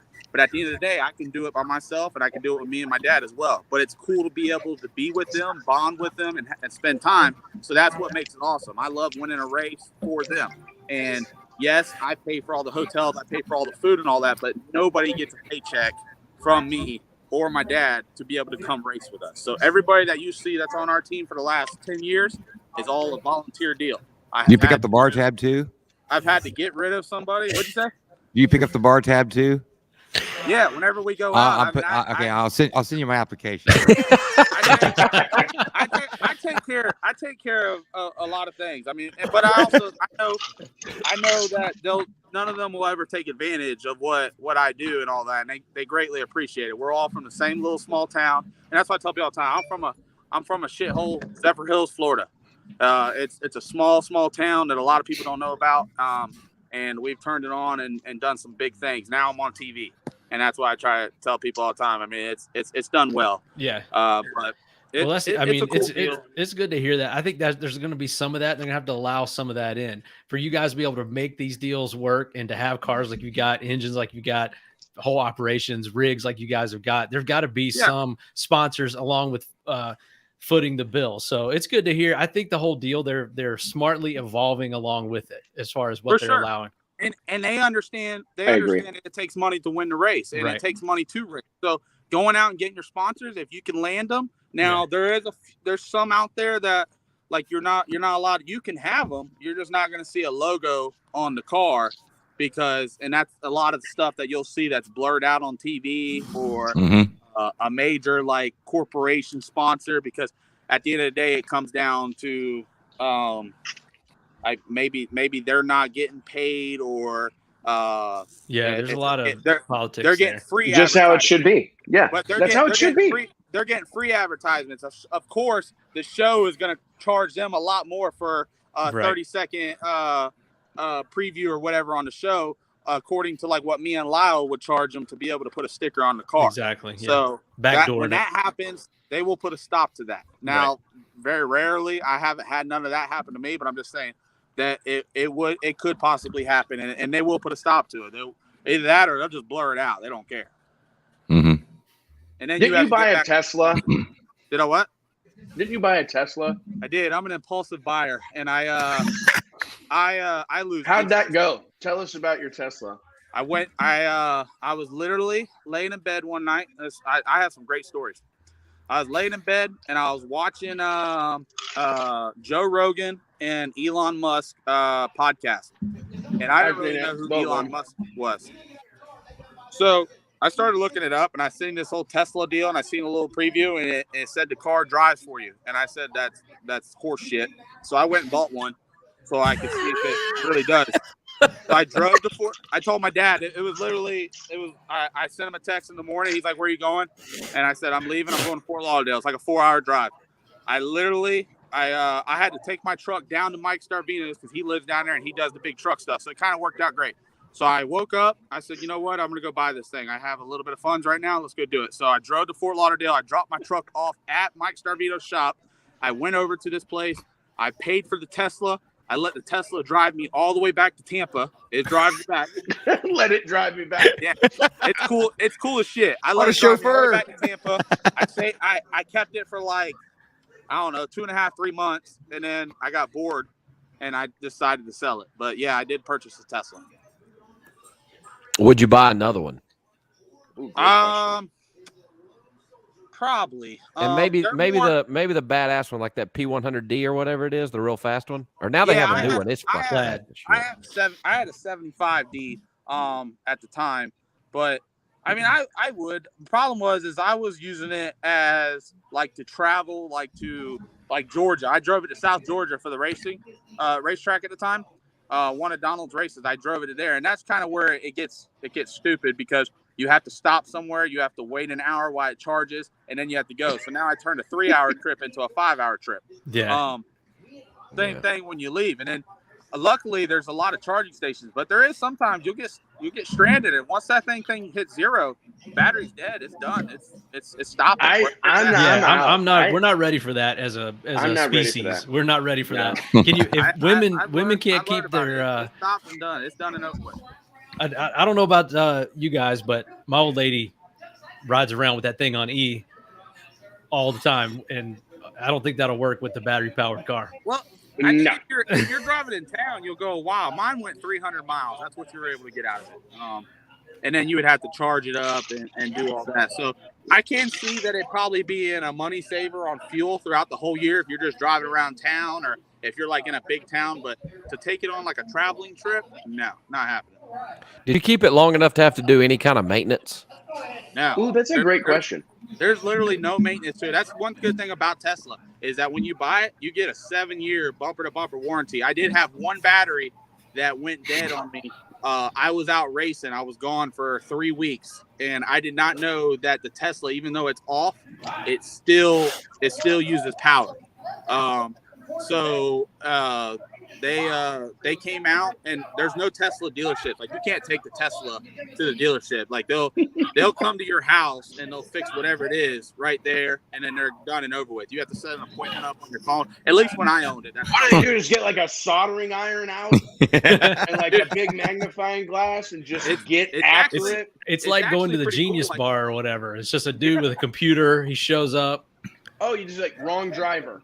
Yeah. Does this thing have the latest driver? Yeah. No, we got to obviously. update. Software update. We need to update this.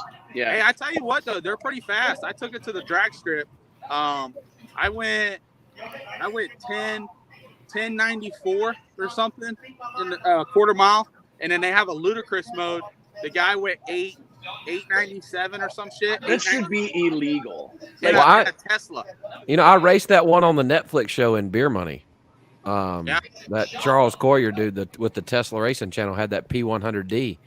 And that's in ludicrous mode. That thing will run in the, like you said, I think they run in the 8s. Dude, it's crazy. Those things are heavy. Those things are super heavy too. Yeah, they are. And what'd you ride in at Fuel Tech, Wes? Didn't they have one all hopped up? Yeah. Anderson had one, but it was stock. It was just a stock one. They lowered it because it didn't sit right. Yeah, but he's got that new one though. He's got the new one. He has he has the plaid or whatever. Yeah, those things run into the 8s. I find it funny because like if you talk to anybody who's ever sold cars at like a nice Chevy dealership, they have stories about somebody who bought a new Corvette and literally pulling it out of the parking lot, they wreck it. Knock the front end out from under it, right? Especially like a Z06 or a ZR1 or something that actually runs good. I can't believe more people aren't dying in these things. Like, that is a lot of car. Like, for sure. That's a lot of car. That's how I lost my mom a while back. Sorry, T. I know. Yeah. I'm joking. I was about to take a bathroom break. The tension, I was literally got really uncomfortable for a second. I was trying to hold a straight face. Such a jerk. I know. That calls for another night in a South Carolina prison. Maybe so far. Hell, I made a bunch of good friends there. Yeah, JT would go back. JT's going back for a reunion.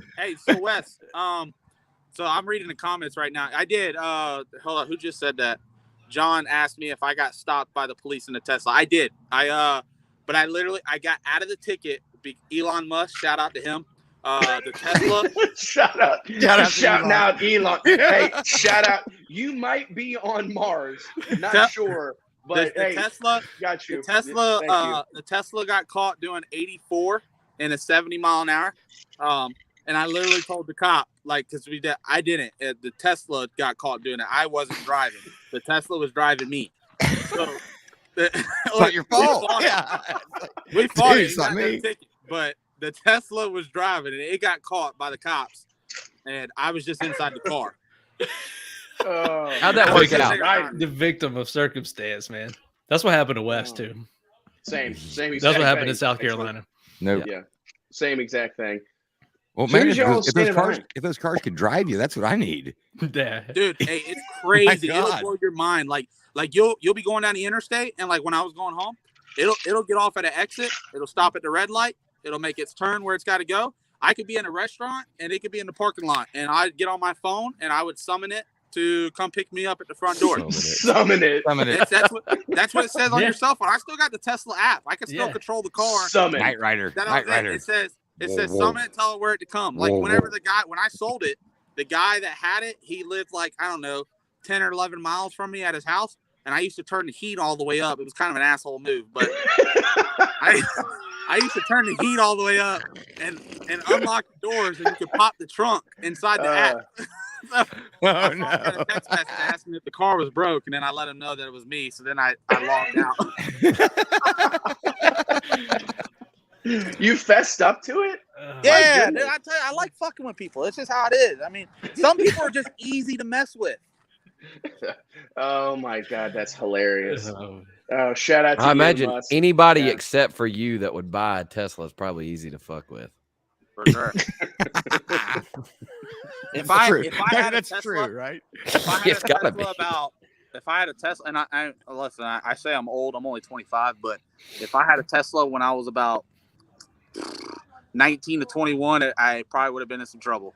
Because I was a lot wilder back in the day, especially because it could drive for you. Shit. We could have went all around. You know how good, listen, you look up, you know how great a date would have been that night? Because when you look up through the sunroof and it's all glass, the whole entire roof is glass, you can't see in. From outside, you can't see in. But from the inside, you can see out. So, like, you just see all the stars and shit while you're going down the road. Like, it's pretty cool setup. I like how they did it. Shout out Elon again. He did great on the build. Appreciate you, Elon. You're great. I'll on the shoot you a build. text in a little bit. Got me man. out of a ticket and everything. So I'm not too mad at him about it. I'm tagging Elon Musk right now. Yeah, Elon, hit me up, bro. Let's hear. I just tried it. I don't know if it'll work, T. Shit, I just tried at Elon Musk. He'll probably be like, he's like, He'll be who's in this guy? He probably was. He probably will actually. Justin, jump you in say here you're in a the minute. best. Come, Young Money. Who's the fastest? Who's Young Money? Justin, you say you're the baddest. I dragged their asses 5 years ago. That's old news. In what? Which car? We were in Apocalypse. no, it was Armageddon. The 2004 Mustang. That was a cool car. That was a cool car. I've had a lot of cars. You have had a ton of cars. Losing interest. I tell people all the time. I mean, I'm an impulsive buyer, and I lose interest. I even told Cameron, we sealed the deal yesterday. He's got a deadline he's got to make. I'll probably have the bitch sold by the time he gets it done, if he doesn't meet his deadline. Like, I already let him know. Like, the Lexus almost got sold. If shit! Really? Oh yeah, because I told him, I said it's a deadline, even though it only took him 4 months to build the car, and he's a lot faster than everybody else, but still, just some things just takes too long. Like, and I feel like that's probably the reason why I probably don't have a girlfriend or nothing, because shit just takes too long. Like, That's a fact. We gotta speed the process up. That's what I tell them. We're not on Earth for a long time. I'm only here for a good time. Let's keep it going. He's a first date type of guy. Maybe not even a first date. Never even make it there. Just meet me at the bar. Bring your Tesla. Yeah, bring your Tesla. I'll send my drive that Tesla. home. Yeah. Lyle, Summon my Super Tesla to your Fossil- house. Super Fossil says, "Tell Lyle thank you for playing cornhole with me at Erica's party. He kicked my ass." I don't know Yeah, who it is. there's a lot of people especially in the NHRA pits today that can tell the same story about how after hours they thought they were going to catch me on my off day. Nope. I'm waiting. Took them to the cleaners. I'm waiting for Lyle to come play me. Are you like? I'm in too. So are you a cornholer? Yeah, we play. The shit's on ESPN. You've probably got as good a chance of getting sponsored by like Jack Link's beef jerky if you just went all in on cornhole. Yeah, do it. you have a Jack better Link's. chance. And it's a hell of a lot cheaper. Like a good set of cornhole bags is like $60. Yeah. Now they don't make you good, but you can at least look the part, and that's half the battle. So It does suck though when you show up to someone's party and they have bad bags. You know, it does and suck. And there's like a little bit of a So- breeze, and these things weigh like nothing. So, and you're like, there's a what little the hole hell? in it. And fucking So I'm one of those- Out. Yeah, I'm one of those guys that like, get your carries. shit together, guys. I My carry God. carry my own bags like around and Are shit. they in like a briefcase? No, they're not in a briefcase, Wes. Jesus Christ. Do you want me to get you a briefcase? No, I don't want to. I No, just carry them we're in like rednecks. No, a like a Don't use nice briefcases. foam No. inserts. You Oh, carry man. them Cut it out around nice. just in It'd case a cornhole game breaks like out. a mafia meeting. They're like, "What are you doing?" I'm just getting my Yeah. bags out. Just No, Get my my bags bags out. I'm only Yeah. a cul-de-sac haircut away from being a complete tool if I start carrying my cornhole bags around in It a is. briefcase. It's like the Wes. guy that walks into a bar with his pool stick. You know, it's Yeah. like, dude, there's Yeah, no in tournament, like man. I don't in know like what one of you're those doing. Robin Hood Yeah. sheets, you know, like he's gonna Yeah, go it's to the table and zip. So funny. I used to carry Yeah, you're a not getting couple, laid. a set of dice with me. I used to carry a couple of die with me, just to dice with me. You never knew when something might pop off, you know. But Yeah, we didn't play Dungeons and Dragons like you though, Wes. So. I can't spell Oh. dungeons. Yeah, I can. But seriously, I saw today on ESPN. This is no joke. Chase tag. Yeah, I saw that. It was on yesterday during Wait, They're football. playing tag on JT. ESPN. It'd have been a What? better investment if you and I Tag. flipped over to the Chase championships rather than watch football. Just yesterday. regular old Absolutely. like tag you're it. dude, Yeah. that shit's. Hey, have you ever watched it? No. It's serious. Like there's obstacles that you got to like run around. Yeah, it's Oh. like parkour. So it's tag I or was gonna say it's parkour like parkour, but Yeah, you're it's like doing American it with your Gladiator. buddies. Remember Dude, that? like one. Not like, the problem is- parkours, JT. Calm down. I was gonna Not say, parkour. whoa. No, parkour. Just singular. Yeah, it's crazy. It's like a sport. I've watched some of the videos and they're wild with it. It's kind of crazy, man, because I used to get super frustrated when drag racing didn't get the attention that it gets. And that's weird because I think maybe we should all be kind of grateful because I remember doing shows like this and writing editorials in the magazine, like losing my mind that drag racing wasn't anywhere to be found on TV, but you could watch World Series of Poker or Cornhole or some barbecue cook-off or whatever, but my drag racers couldn't get any love. We've come a long way since then. I heard a thing this past weekend, and I don't know how true it is, but I tested it against my guide on DirecTV. Dude, Discovery and Motor Trend, there's a lot of racing content on TV right now. Tons, I mean, like, tons. you can watch a lot of cars doing burnouts right now. It's kind of Dude, crazy. you go to the Discovery app or whatever. I mean, it's just loaded with motorsports right now. That's like sure. all the It's trending mostly all stuff. Street Outlaws. I mean, Discovery. it's Gold Rush and Street Outlaws. You know, Yeah. that's what it is Exactly. basically. Oh, and yeah, that's about it right now. Yeah, I was Hey, going I had a through it earlier. question. I had a question earlier. We're backtracking and getting off the Tesla subject, but That's okay. Justin, you talked about earlier how the next time you race Chuck, which is later in the season, how you changed to what you did, and not necessarily that you got out of your routine or whatever, but that you raced him in a different way. And I was put in a similar situation in Dallas. What Justin Bond did there in the final was not illegal. It was per the rules, but maybe not exactly the way that we all think that he should have raced me. But and myself and you as a driver and myself and some of these other who I consider really good racers that are in NPK, you hear people talk all the time about getting in this routine. Like you have your routine when you go to the starting line. And I'm one that thinks that you can't get too invested in a routine, because if somebody does something like Chuck did to you, Gotta be able or to like Justin Bond did to me, how if they throw you outside of your routine, are you capable of very quickly changing what you're doing and still getting the job done? So for you, being in the NPK and seeing these drivers, how many of the drivers that are there are capable of doing what you're talking about doing as far as racing somebody in a different way?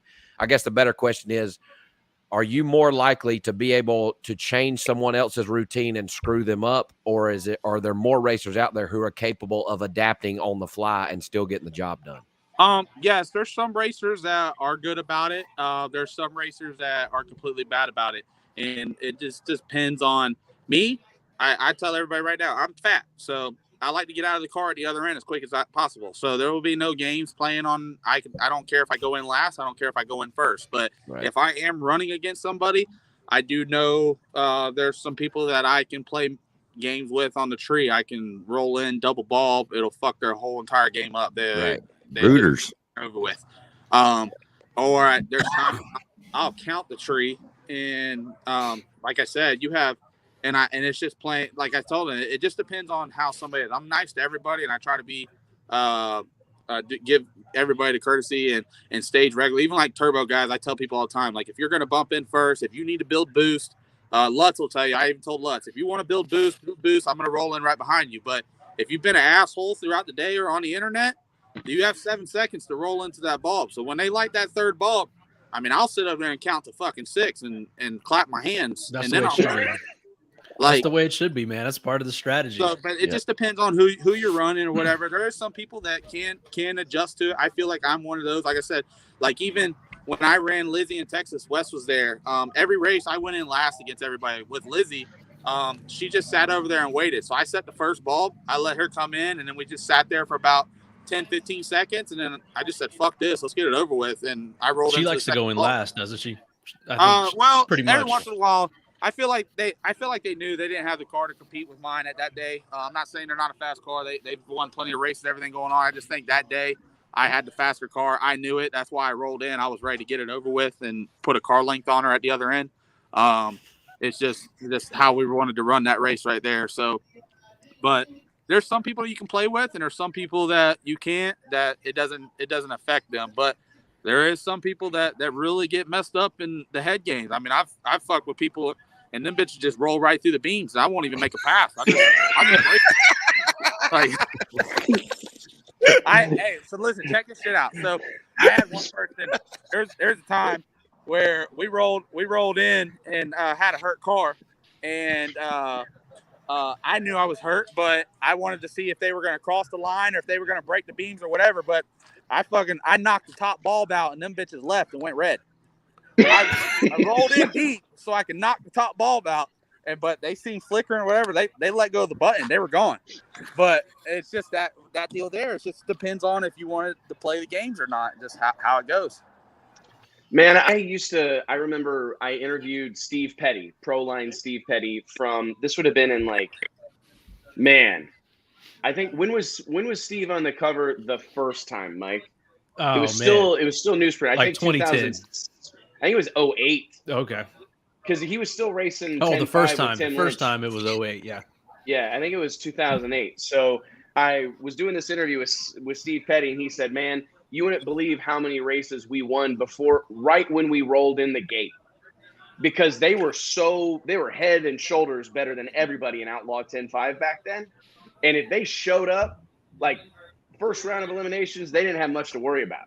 For second round, because those guys were going to red light against them or blow the tires off or wreck or whatever, just swinging for the fences. Do you either one of you guys, have you experienced that in the past? Lyle, have you experienced that, like with beer money?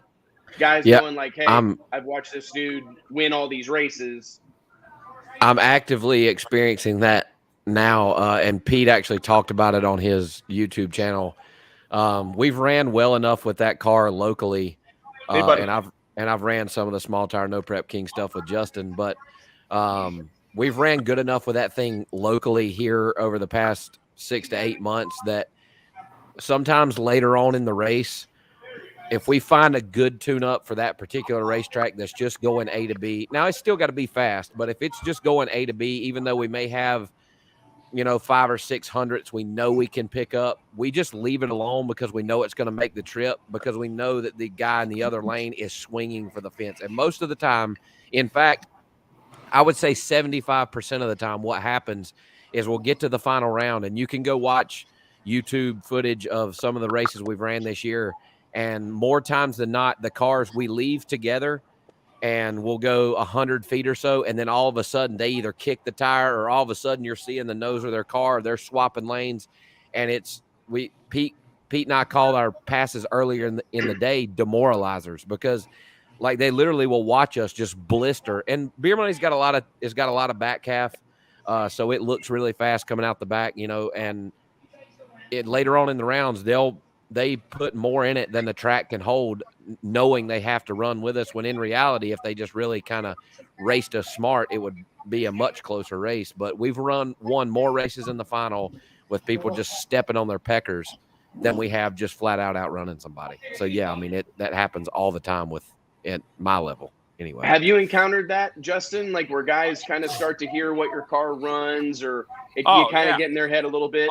All the time. That's why, like, you'll see even on the show, a couple more races in, that you'll see a lot more people guessing the light. You'll see people that guess the light, and I have to drive around them. It's just how it is. And I mean, I know I have the faster car, so it just depends on who you're racing, and go from there. I try not to mess with nobody. I don't get into people's head. Now, when I was grudge racing, I could talk shit with the best of everybody. I mean, and that's kind of what lets me be able to talk the shit now and have fun with it. But I mean, I've ran a race before for $100,000, and I kicked the tires on the starting line, and the other dude went red. Like it's just for that setup and everything going on right there. And I even told him before the race, like, be on the tree. Like, I knew I had a fast car, but like, don't let me leave on you, because if I leave on you, you're not gonna come around me. You're not gonna win.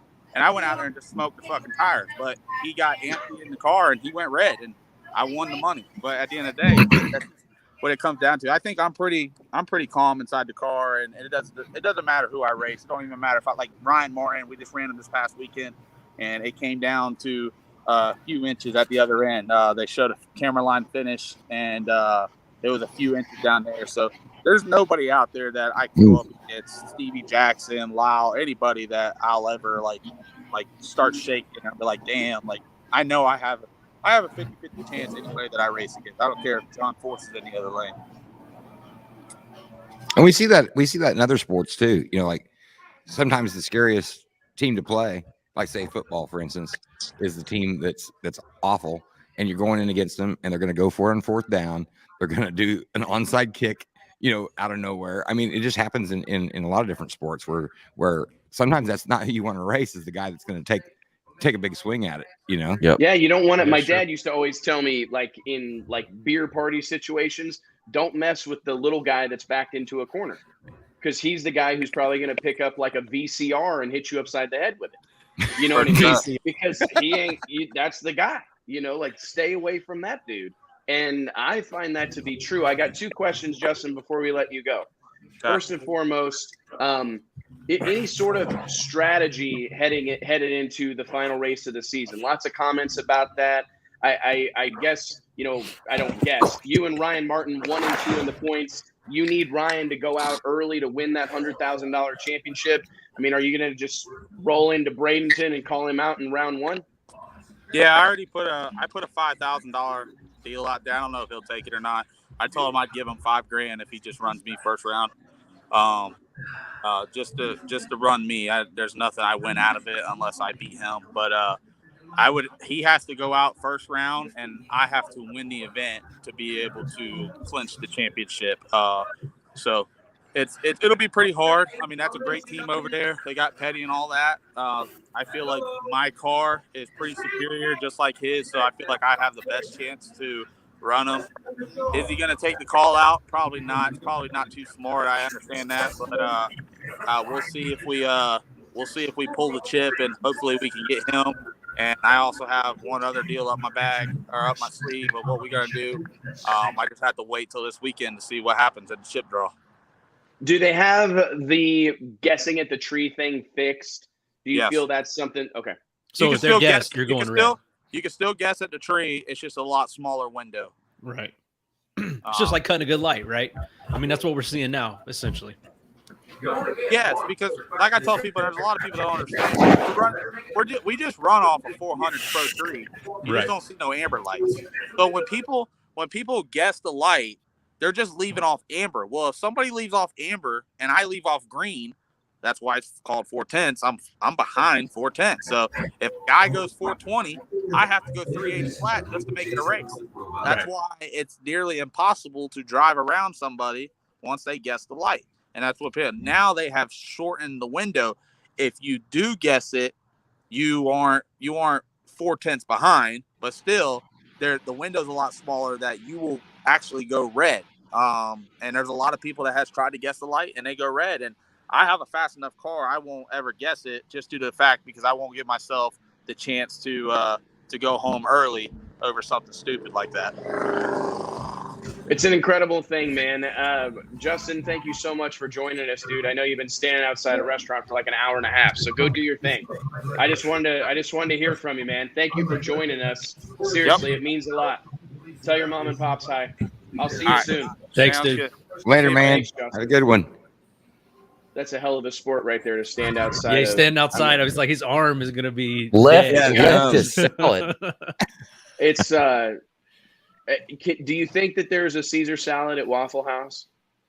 I don't know, I'm but still calling that's the bullshit on last thing that. I would get at Waffle House. I don't know about you I guys. legit thought he said cedar, and I thought cedar. That can't be a thing. But then you never know. You know, like cedar. This whole the whole guessing the light thing. I think what you're seeing. All right, if you watch a 4/10 pro tree, like Lyle's leaving the line in pro mod in a normal situation, you leave on yellow, right? I mean, you leave as soon as you see it. So we're so used to seeing that and seeing the car actually reacting before the green bulb. You know, just the whole process of that deal.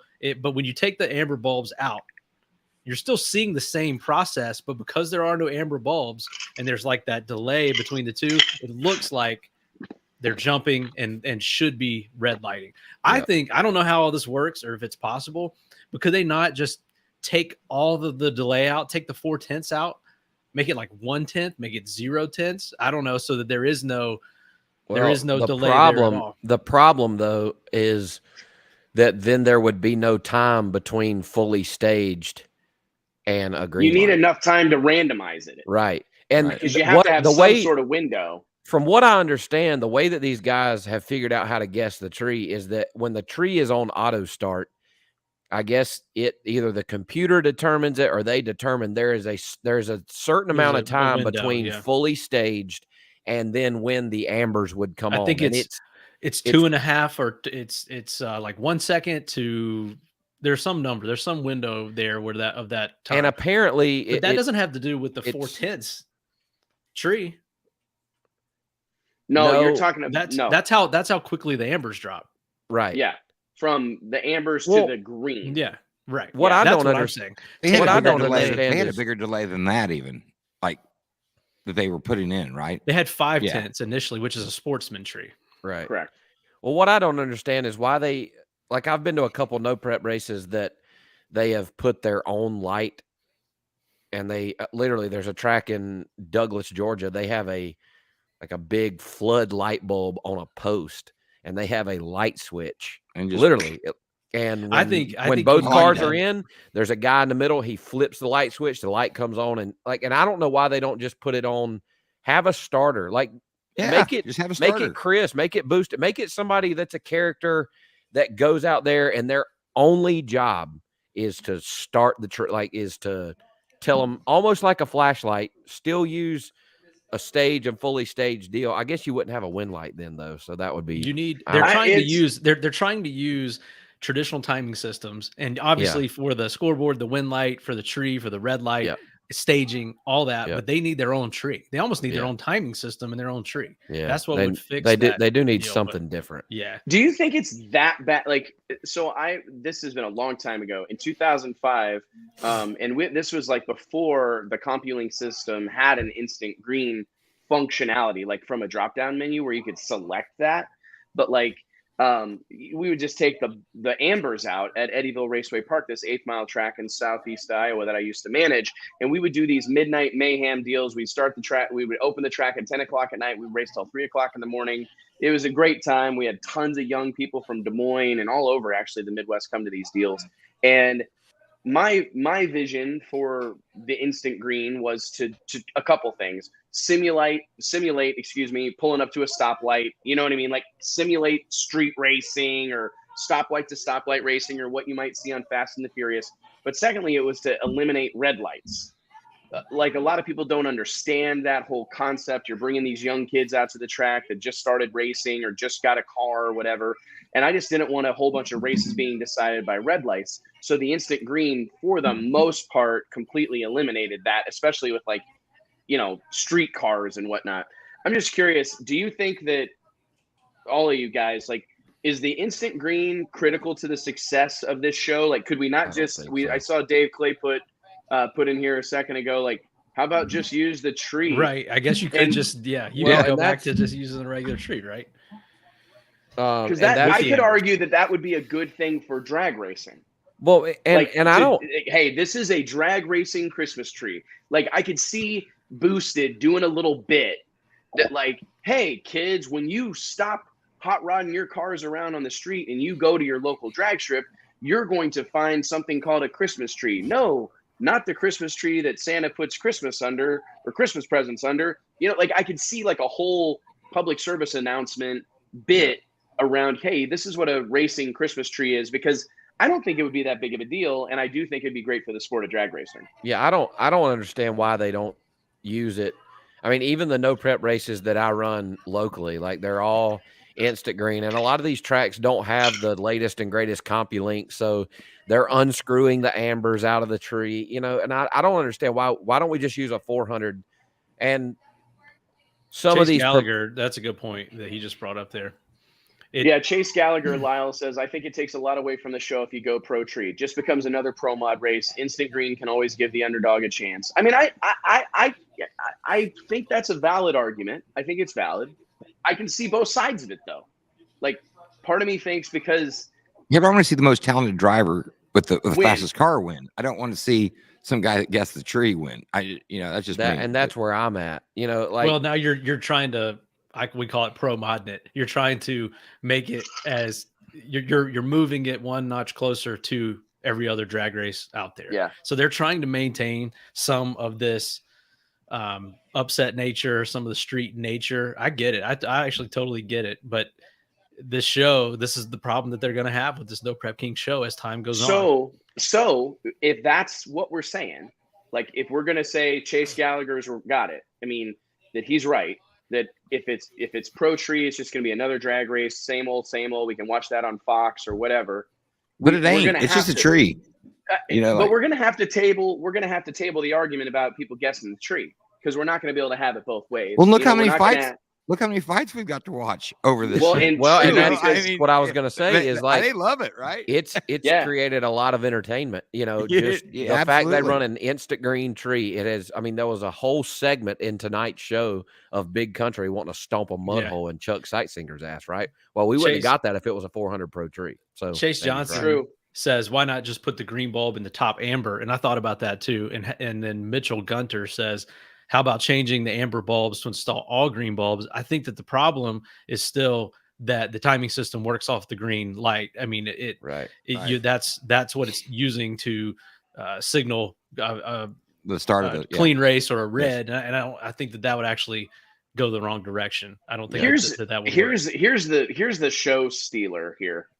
Clifford Hurd. MPK is supposed to be a Street Outlaws race that the fans can go watch. That is, like, as John Force would say, that at the end of the day, that's correct. And I think that that's the thing, is where this is entertainment first. It's a TV show first. I've heard 10,000 people say that. And I think we're all going to have to, like, kind of table a certain amount of our, like, I don't know, holier than thou nature. Exactly. That our deal, that they're not trying to be as legit as the NHRA. Like, what they're But doing works. when you know? start getting this exposure and you getting all these names, and you've got a Lyle Barnett coming over there to race, you've got a Stevie Jackson that's threatening, and you get all of these things, it starts to move it toward that. And this is where Pro Mod has gone. I posted a video today on Facebook. I found a treasure trove of like quick 8 Pro Mod races from the mid 2000s, and it's just like, how awesome was this shit dude. back then? And we didn't even know it. And you look at it now compared to Pro Mod racing today. No offense, Lyle, but especially around here, around South 8th Mile Pro Mod racing, you're like, this is why it was so entertaining and exciting. You It look at sucks. Around you here it look at right, and then you look at everything that we've talked about. Everything starts moving that direction, and it starts to lose its excitement. I don't know what the answer is. But radial racing is the next thing. We're already talking about RVW being a thing of the past and going to these other classes, and it's because it jumped that shark very quickly as well. And it's like, how do you keep racers away from themselves, I guess, to where they keep. I feel like racers continually pushing this envelope is what makes them great, but it also is what ends up undoing the whole system. Here's an interesting perspective that I just stumbled upon. And that's why these shows and these conversations are so important. And I want to reiterate that, this is obviously a business function for us at Drag Illustrated. We're trying to create content. We're trying to do these things. But I think I speak for everybody on here right now that we believe truly that these conversations have to be had out loud. Mm-hmm. Someone might hear them. Like, we need to discuss these things and think about them and talk about them in an unfiltered fashion, because something good can come from it. I truly Mark believe Barnett. I don't know if you know this guy, but he says track prep. That's another big one. Everything. Oh, we can soapbox on that for the next half hour if you want to. On track prep alone. What my takeaway from this whole situation is this. What I see at play more than anything else is how hyper defensive everybody becomes, because that's really what is at play here. Because if it weren't for, like, the Street Outlaw and No Prep King guys get all up in their feelings, right, when anybody even questions the legitimacy of No Prep Kings racing, right? And it goes the other way too, right? Like, so all the NHRA high and mighties and all the guys that have high level rides or whatever, they bag on NPK because it's nowhere near as legit as what they do. But the fact of the matter is, if everybody would exercise a little bit more personal, security, this is good for drag racing. Everybody pull the rope in the same direction. I mean, this is good for the what's good for NPK is good for NHRA. What's good for NHRA is good for NPK, which is, and there's some promoters in our industry, like Donald Long comes to mind, and I'm not calling him out, but because there's a lot of them. There's a lot of bracket racing promoters that do this. There's a lot of big tire promoters that do this, but there's this constant effort to create an us versus them.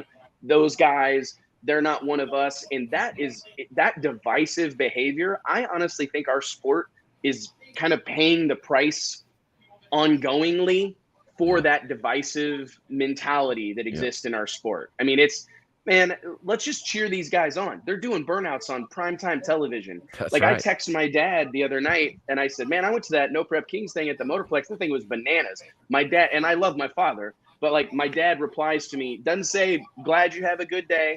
Didn't say, how are the kids? He said, Wally Parks is rolling over in his fucking grave. That's all my dad put.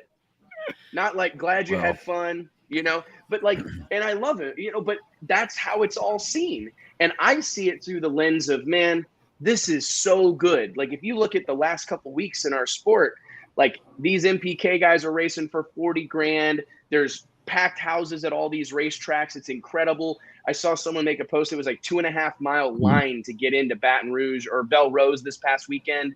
I'm sure it'll be bananas at Bradenton.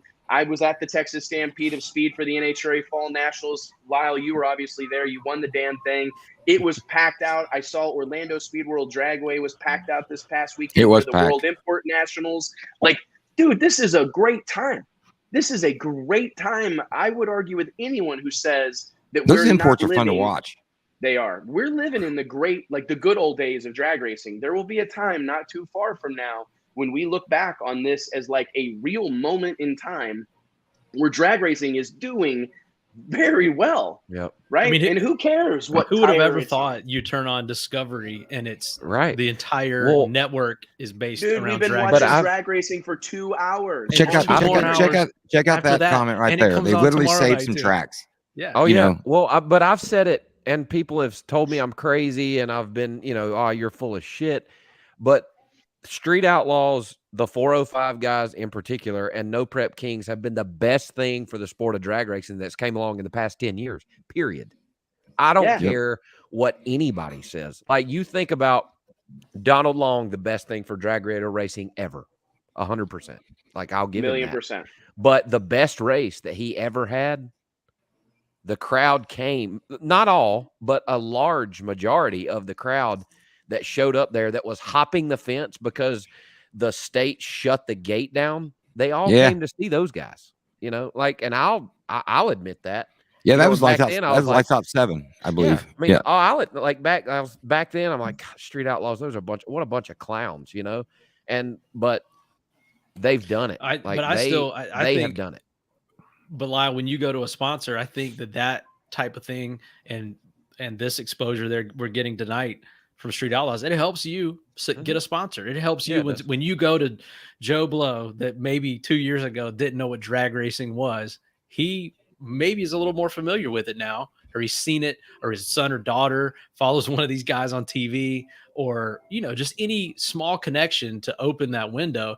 And even the most staunch haters of this deal, I think, would have to admit that it puts it more into the consciousness of the general public. And I think that's been a big problem for drag racing, is just breaking through to the general public. And I think that's what this does, obviously, more than anything. I mean, we talk about it every week. It has impacted my daily life. Like, I think I said this last week, but like, I didn't grow up during the wild world of sports era when, Shirley Muldowney was on TV at like 5 o'clock at night, right? Like at a prime time. So I wasn't around for that. And so in this day and age, to like tell people, I mean, I hate to say it, no matter how big some of these events were and how great the times were, our industry was strong. I'm not saying anything to oppose that, but I remember telling someone that I worked in drag racing, and they're like, yeah, what's that? Huh? Exactly. So what is it you do? Right. And it's like, and I'm sure Mike, JT, you both experience that as well. Every day. All the time. Every day. Whereas now, if I tell someone I work in drag racing, own a drag racing magazine or whatever, they're like, oh, cool, man. You know Big Chief, Murder Nova. And I mean, hey, I'll take it. I've been saying for a long time, I graduated high school in 2002, and I drove to school every day with a 87 Chevy S10 with an aluminum headed small block in it, with a crazy rowdy hydraulic roller, and I was the weird one. Trust me. Like, I was not. It wasn't the truck, man. Yeah, trust me. Yeah, but it was not cool to have a hot rod. And I've been saying since we started the magazine that we need someone to come along and make it fashionable to have a hot rod again, fashionable to have a shop towel in your back pocket, right? Like, fashionable to be a car guy. And I can't really, like, Cletus, huge things. 1320 video, huge things. There's a ton of great automotive YouTube channels, but when you talk about invading pop culture, kind of breaking through, we owe it all to Street Outlaws. At least what we're experiencing right now is Street Outlaws, and now No Prep Kings. It's the difference maker. I mean, it absolutely, it's cool to have. I think we see it in Detroit. I mean, like, that new Dodge TRX makes like 800 horsepower, runs tins. Plaid. We just talked about the Tesla Plaid. Car culture and performance is top of mind these days, man. Like, you got electric car aficionados saying the phrase 1,000 horsepower. Like, that's a big deal. Yeah. Hey, Kenny Potter wants to know, when is Sam Corcus going to be on one of these shows? I think we got to get him on. We got to talk to Sam and try to get that to happen. I think that'd be a major deal. A lot of people are talking about Cletus. I think Cletus is another. He's not as mainstream, but he is bringing out a different audience into racing, a younger audience, the audience that is more driven to YouTube maybe than sitting in front of the TV watching Discovery, or is more of a car person to begin with. I actually think that a lot of Street Outlaws people aren't necessarily even car people. They're story people. They latch onto these characters. I think because all humans are story people. Yeah, exactly. That's like the dirty secret that no one wants to admit. We are hardwired. Like, literally, I'm not going to go on like a biochemistry discussion, but like, we are hardwired as a species to lean into a story. Like, it's why great storytellers are some of the wealthiest people in the world and some of the most successful people in the world, because everybody loves a good story, all walks of life. I mean, you're 100% right, Mike. Continue. No, I was just going to say, I think Cletus he's digging down a little harder into the hardcore gearhead segment, but doing it in a different way and reaching out to a different audience, a younger audience that wants to kind of see that. Swanstrom's kind of doing the same thing. There's a lot of these people that are doing that. And I think that is another product of people seeing the success of this show and seeing that there are different ways to go about success in drag racing off the track. Most of this stuff we're talking about on this show and talking about on Street Outlaws, that we're talking about with Cletus, that we're talking about with Swanstrom, is off track stuff. I think that's a huge key that we're missing, and that so many of these other series have focused on for so long is on track. Now, don't get me wrong, that's the core of it. But where you separate yourself is off track. And I think that the focus has been renewed on that. I mean, I'm seeing people on this show, 9 out of 10 segments are people. And then it's just a quick segment with the car. Right now, I'm watching the chip draw on the starting line. This is the most dramatic part of the whole show. It's all about the And drama. what I love is that Yeah. they make no apologies about this, because and I like that, because whenever I look, I can't count the number of times I've seen opening ceremonies get cut off early. We got to get to racing. We got to get cars on the track. These guys want to run, and it's like, no, we've got to entertain a crowd. We've got to put on a show. We're going to come out here and we're all going to draw chips, right? I don't care how far behind schedule we are. We have a commitment to put on this show. I really appreciate this, because when I was at the event at the Texas Motorplex a couple of weeks ago, there was a couple of times I thought, oh, they're going to get in, they're going to hit fast forward. You start, I mean, as a promoter myself, and I've seen it a million times. Like, you get a little bit behind, all of a sudden, cars are doing burnouts a little quicker. The pace is picking up. Didn't happen, because they were trying to maintain the integrity of their show above all else. And I found that dedication or commitment to entertainment really refreshing, to be honest. What happened to Murillo? Wasn't he supposed to be on here tonight? Yeah, I don't know what happened to him. I texted He must have had 2 Caesar salads. He must have. He didn't let that lettuce wilt. Well, we had that. not, I've been did he, trying to man? get him on the show, because when He was on before, wasn't he? Well, or no, he was well, on. he was on yeah, the Wednesday show, and we had a horrible connection. He was testing somewhere. I think it was Ohio. It's fair to blame it on Ohio. Bad service. I've never had good service in the state of Ohio anywhere. Nowhere. Never once had great service there. Are you being statist? So I'm being statist. I've never had good service there. It doesn't matter if I'm in like the hotel. You the got airport. good service in South Carolina. Yeah, Actually, really Fantastic horrible service there. Yeah. It was decent. It was okay. I've had a couple experiences. Where are we at in this race? Is this the final? I think this is the semis. Is it? Well, Or we no, got 5 minutes left. Disco Dean's in the semis? Yeah. Yeah, he did really well here. Yeah, what a great performance for him. Well, didn't Disco Dean? That was a little bit of an underwhelming disappointment. He ran well at the most recent race. I don't know if we're focusing more on the show rather than what happened this past weekend. But actually, this next weekend is the last race of the season. How glad do you think these guys are? This 6-week stretch and then this whole season. I mean, this deal has been grueling. I bet. And So my dad made a comment a while ago that said the tough decision for us, speaking about like me and my team, is from a commitment standpoint. Well, there it is. Do I want to chase the exposure and be an entertainer, or do I want to continue to chase accomplishments at the highest level that Door Slammer drag racing has to offer? And that's a powerful great point. You can't do both and be great at both. You can't do it. We're literally this weekend. But Lyle, you're entertaining to be around. I mean, a lot of it's just your personality. It can be done. John Force comes to mind. I think Big Daddy Don Garlitz to some. Well, I'm just talking about running both series. You're right. I'm talking about running both series simultaneously. Like, you can't do it.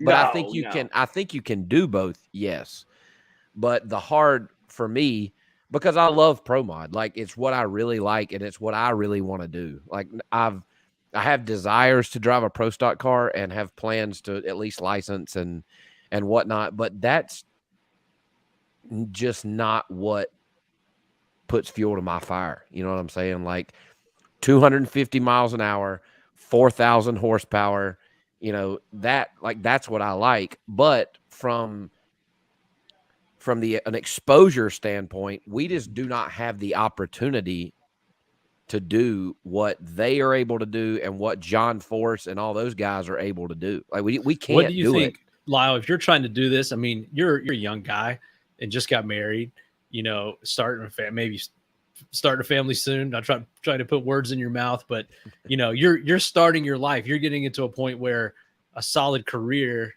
is a focus. Yep. Which one do you think offers the better career long term? Which one's the more stable career for you and your family? I think that where I'm at, and that's just my opinion, that where I'm at is more sustainable. You think so? You think I do. You know, you see these series like No Prep Kings, and I hope it lasts forever. But you see them pop up and you see them die in about 5 years. Like that's I would say an average lifespan. Now this thing has, you know, it's kind of gradually defied some odds. It has, and it may continue to go. But to your point earlier, where things get pro-modded up, right? Yeah. Like you're right. We're already there. We're there, and you know, and I'm not claiming to be some just great race car driver, but people like myself, like Ryan Martin, like Justin Swanstrom, racers like that. If let's say that myself and Stevie Fast were two that came into No Prep Kings next year, and we brought another, you know, with our background in just drag racing period, but being on big tire and pro mod, and that not necessarily that type of racing, but driving that style car. If we come in there and we start kicking ass, you know, and it's Ryan Martin, Justin Swanstrom, Lyle Barnett, Stevie Jackson, and let's say Kai Kelly and we're the top 5 in points at the end of next year, I think it starts to do this, you know, because racers start racing the bottom half out. Like they're like, we can't drive, we can't race with those guys.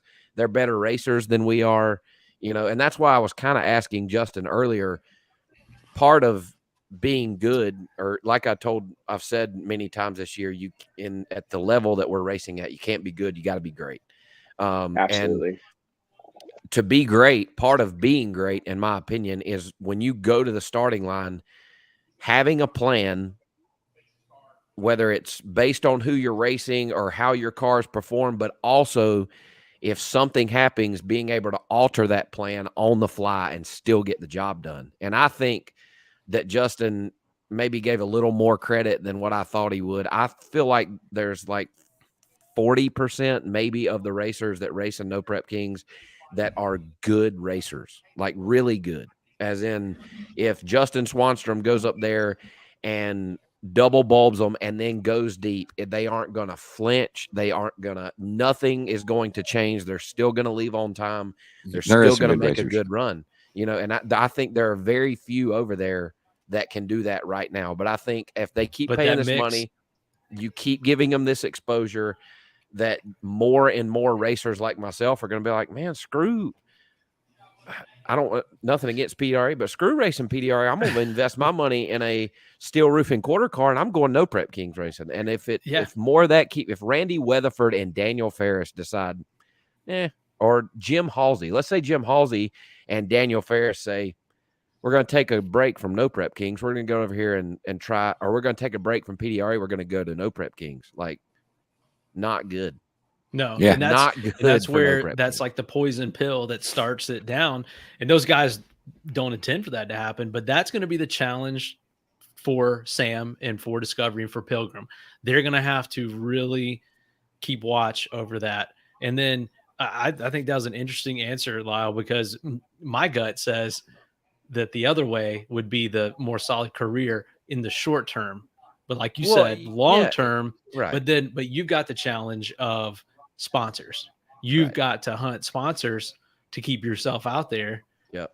In your deal, where it may be easier to get sponsors, it may be easier to get exposure in this other deal, but it's short term. And you sound like to me that you want to chase the championships. You want to chase the thanks, Dustin Grant. You want to chase the traditional goals of a big time racer. So it's a super interesting question. We'll have to see how it bears out. I think that the answer to it, if I were to answer that, is to do like what Justin Swanstrom is doing, like what Cletus, even yourself. You've got to take your platform and build your brand and build something that you have control over and you can sustain long term, regardless of what happens on the show.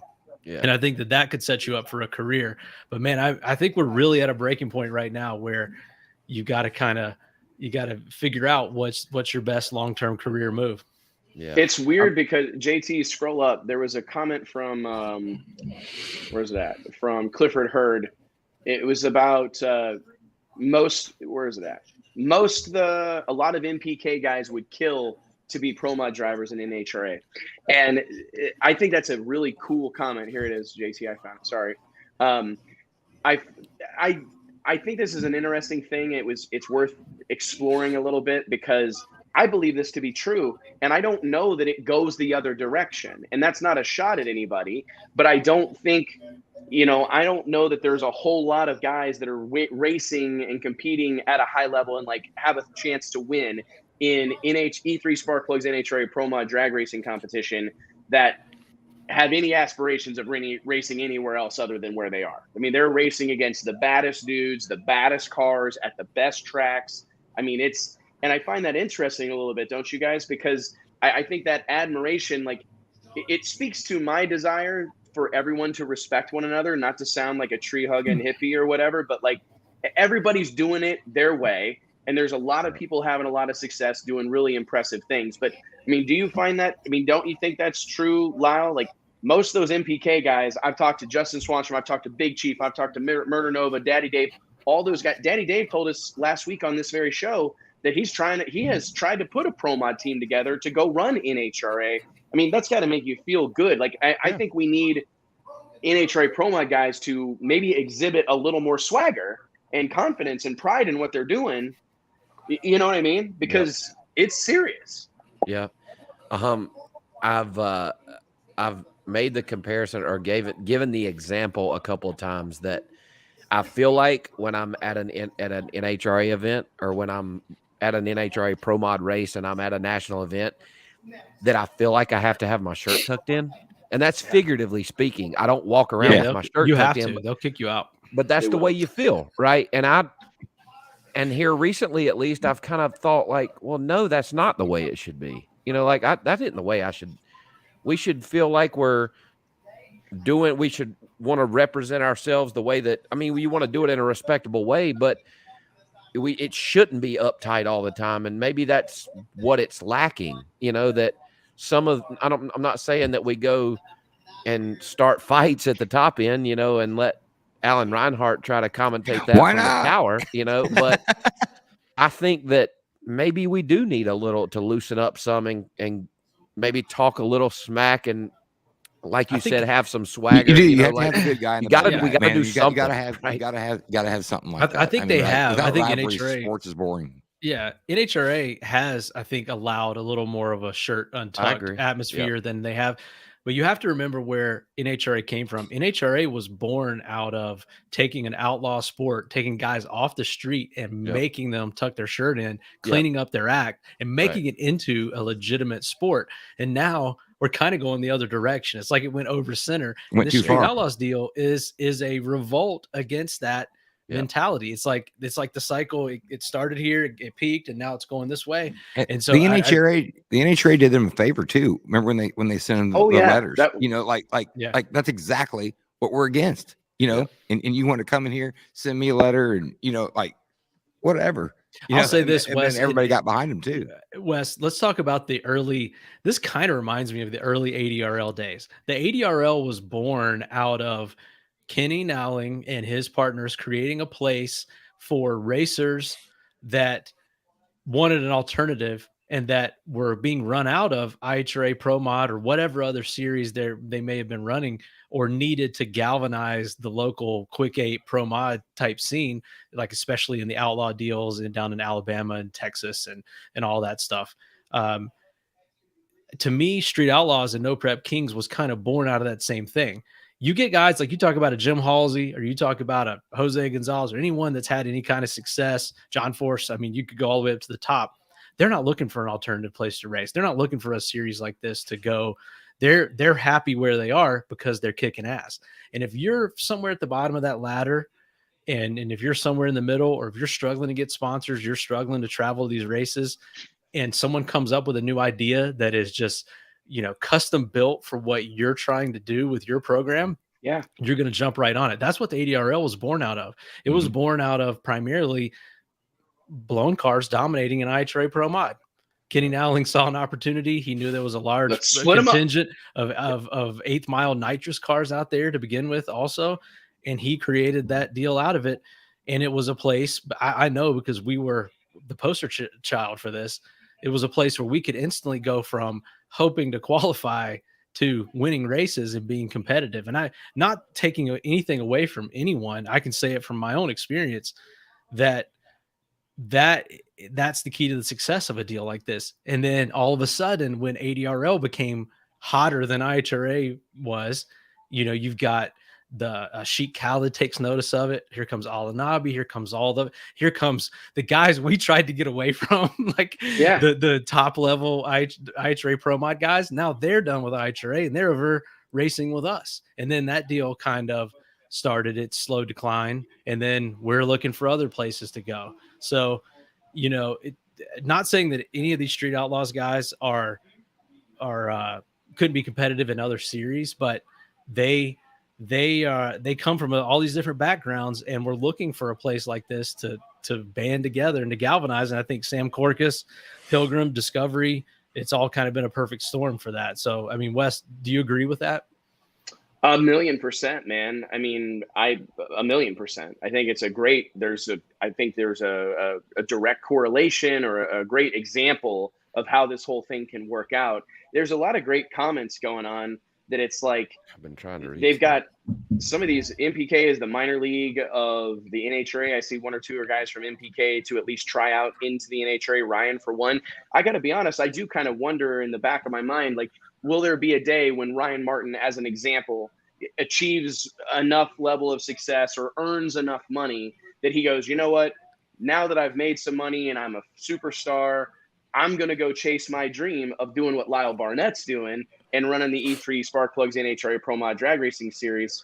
I mean, that'd be big for the NHRA, though. I mean, would be. I mean, that's it really would be victory. But I think we're going to see that happen.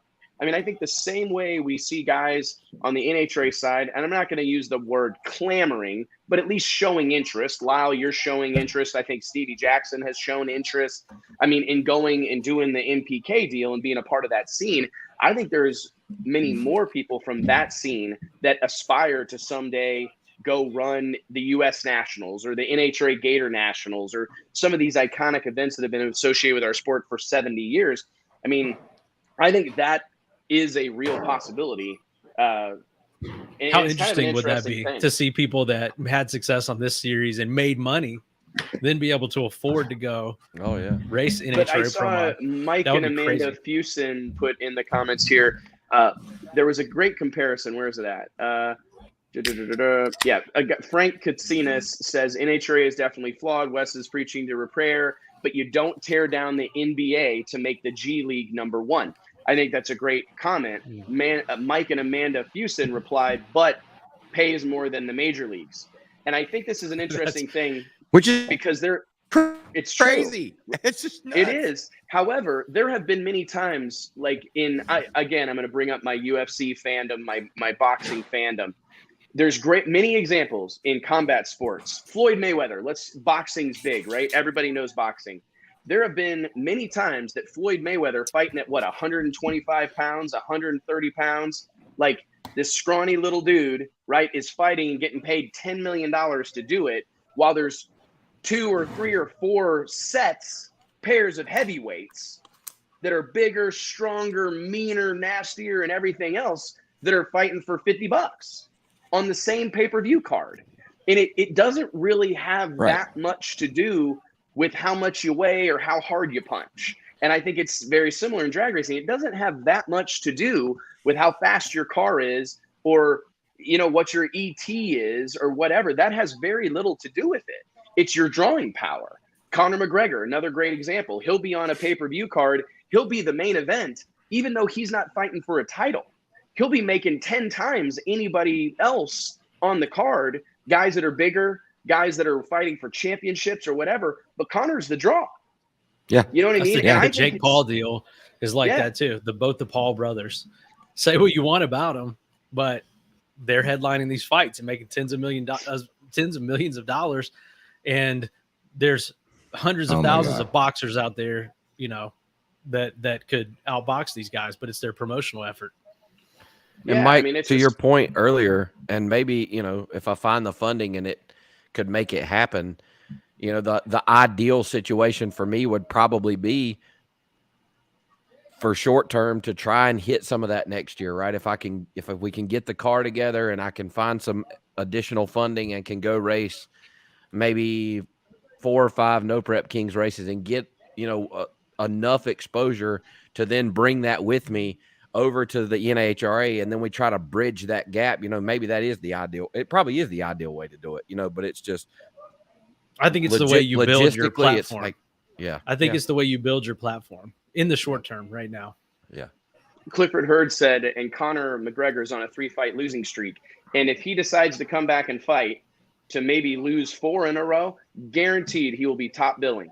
Guaranteed. Yeah, he'll be sure. the number 1 name on the marquee. He'll be the main event. He'll be the last fighter to walk out that night because he's Conor McGregor. And I think that's a big reminder to everybody that it's not. I mean, I would argue that John Force would be every bit as famous as he is right now without 16 world championships. They help. Don't get me wrong. And I would never diminish the value or the significance of those championships. But I believe John Force was made to be a superstar. God put that dude on the planet Earth to be an ambassador for the sport of drag racing and a superstar in our sport. And he is that. And he's also a 16-time world champion on his way to maybe 17 world championships. But I just think that some people are special. Some people have the gift of gab. Some people have those intangibles that make them different or make them stand out amongst the crowd. And I don't know, that's kind of what I see the No Prep Kings deal representing. They're Conor McGregor right now. They are. I mean, they're Conor McGregor, and there's some equally impressive, if not more impressive, drag racing going on, but it's not Conor McGregor. I mean, I argued on the show last Wednesday, there was 4 drag races going on last weekend, NHRA in Bristol, No Prep Kings in Dallas, No Mercy, drag radial racing in Valdosta, and something else. PDRA World Finals. Yep. The best drag racing, without question, was PDRA World Finals. If you want to really drill down on the drag racing that was happening, the PDRA stole the show. Bristol, NHRA Bristol, right behind it. Then No Prep Kings, then No Mercy. And that's no shot at anybody. It was just car count, competition, that time of year, or whatever. Yep. I mean, I think any one of us will agree that the best racing going on in the country may not be No Prep Kings. It isn't No Prep Kings. But the biggest show and the most talked about thing and the most popular thing that's happening in our sport right now is No Prep Kings. It's not either or. And I just think it's kind of an interesting thing. And I was going to say one more thing. Darth Sniper put a post on here arguing with us a little bit. There are street racing channels all over YouTube. That is the culture I'm talking about. I'm telling you, most of those people can't name 5 NHRA racers. I want to say publicly, I agree with this, but Big Chief doesn't represent the average person watching 1320 video. Like when I'm talking about someone aspiring to be an NHRA racer, I'm talking about like a handful of the highest level of those guys. I mean, I've had personal conversations with Justin Shear, Big Chief, talking about his aspirations to go pro mod racing. I mean, I was on the phone with him when he was trying to get into Indy however many years ago to run the Crow in pro mod. A lot of those guys show a lot of respect. I mean, Justin Swanstrom knows exactly who Lyle Barnett is. Dave Comstock knows exactly who Lyle Barnett is. I mean, these guys know these guys. They admire them. They respect them. But I'm not saying everybody that's watching 1320 video on YouTube or, I've been to many of these. I'm a big fan of Streetcar Takeover. I think it's one of the coolest things that's happening in our sport right now. Those guys don't know who John. Well, and that's kind of how Cletus got started, right? Yeah, that's It is. Cletus. That's that YouTube grabbed culture. a microphone and took control of promoting himself, basically. There's a whole culture. I mean, you can go down a major rabbit hole on YouTube for car culture, street racing culture, the exact rate, the Cletus type culture that we're talking about. That's where it's at. And these are guys that are self-promoters that are building their brands on there. No TV exposure, no major platform exposure. And that's that's the Streetcar Takeover deal as well. So that's a big upcoming movement that I think we're seeing is just like the self-published, self-publicized car culture that's on YouTube. Just I these think guys. if there's anything that I want, and this is probably a great way to wrap this up, guys. I want to thank everybody for being a part of this.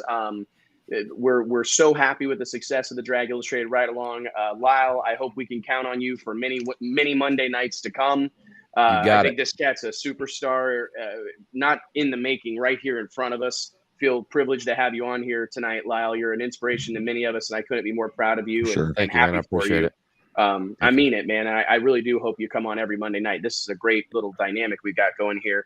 But seriously, everybody click like, click subscribe, join the YouTube channel, follow us on Facebook, sign up for notifications. And drink Yingling Light.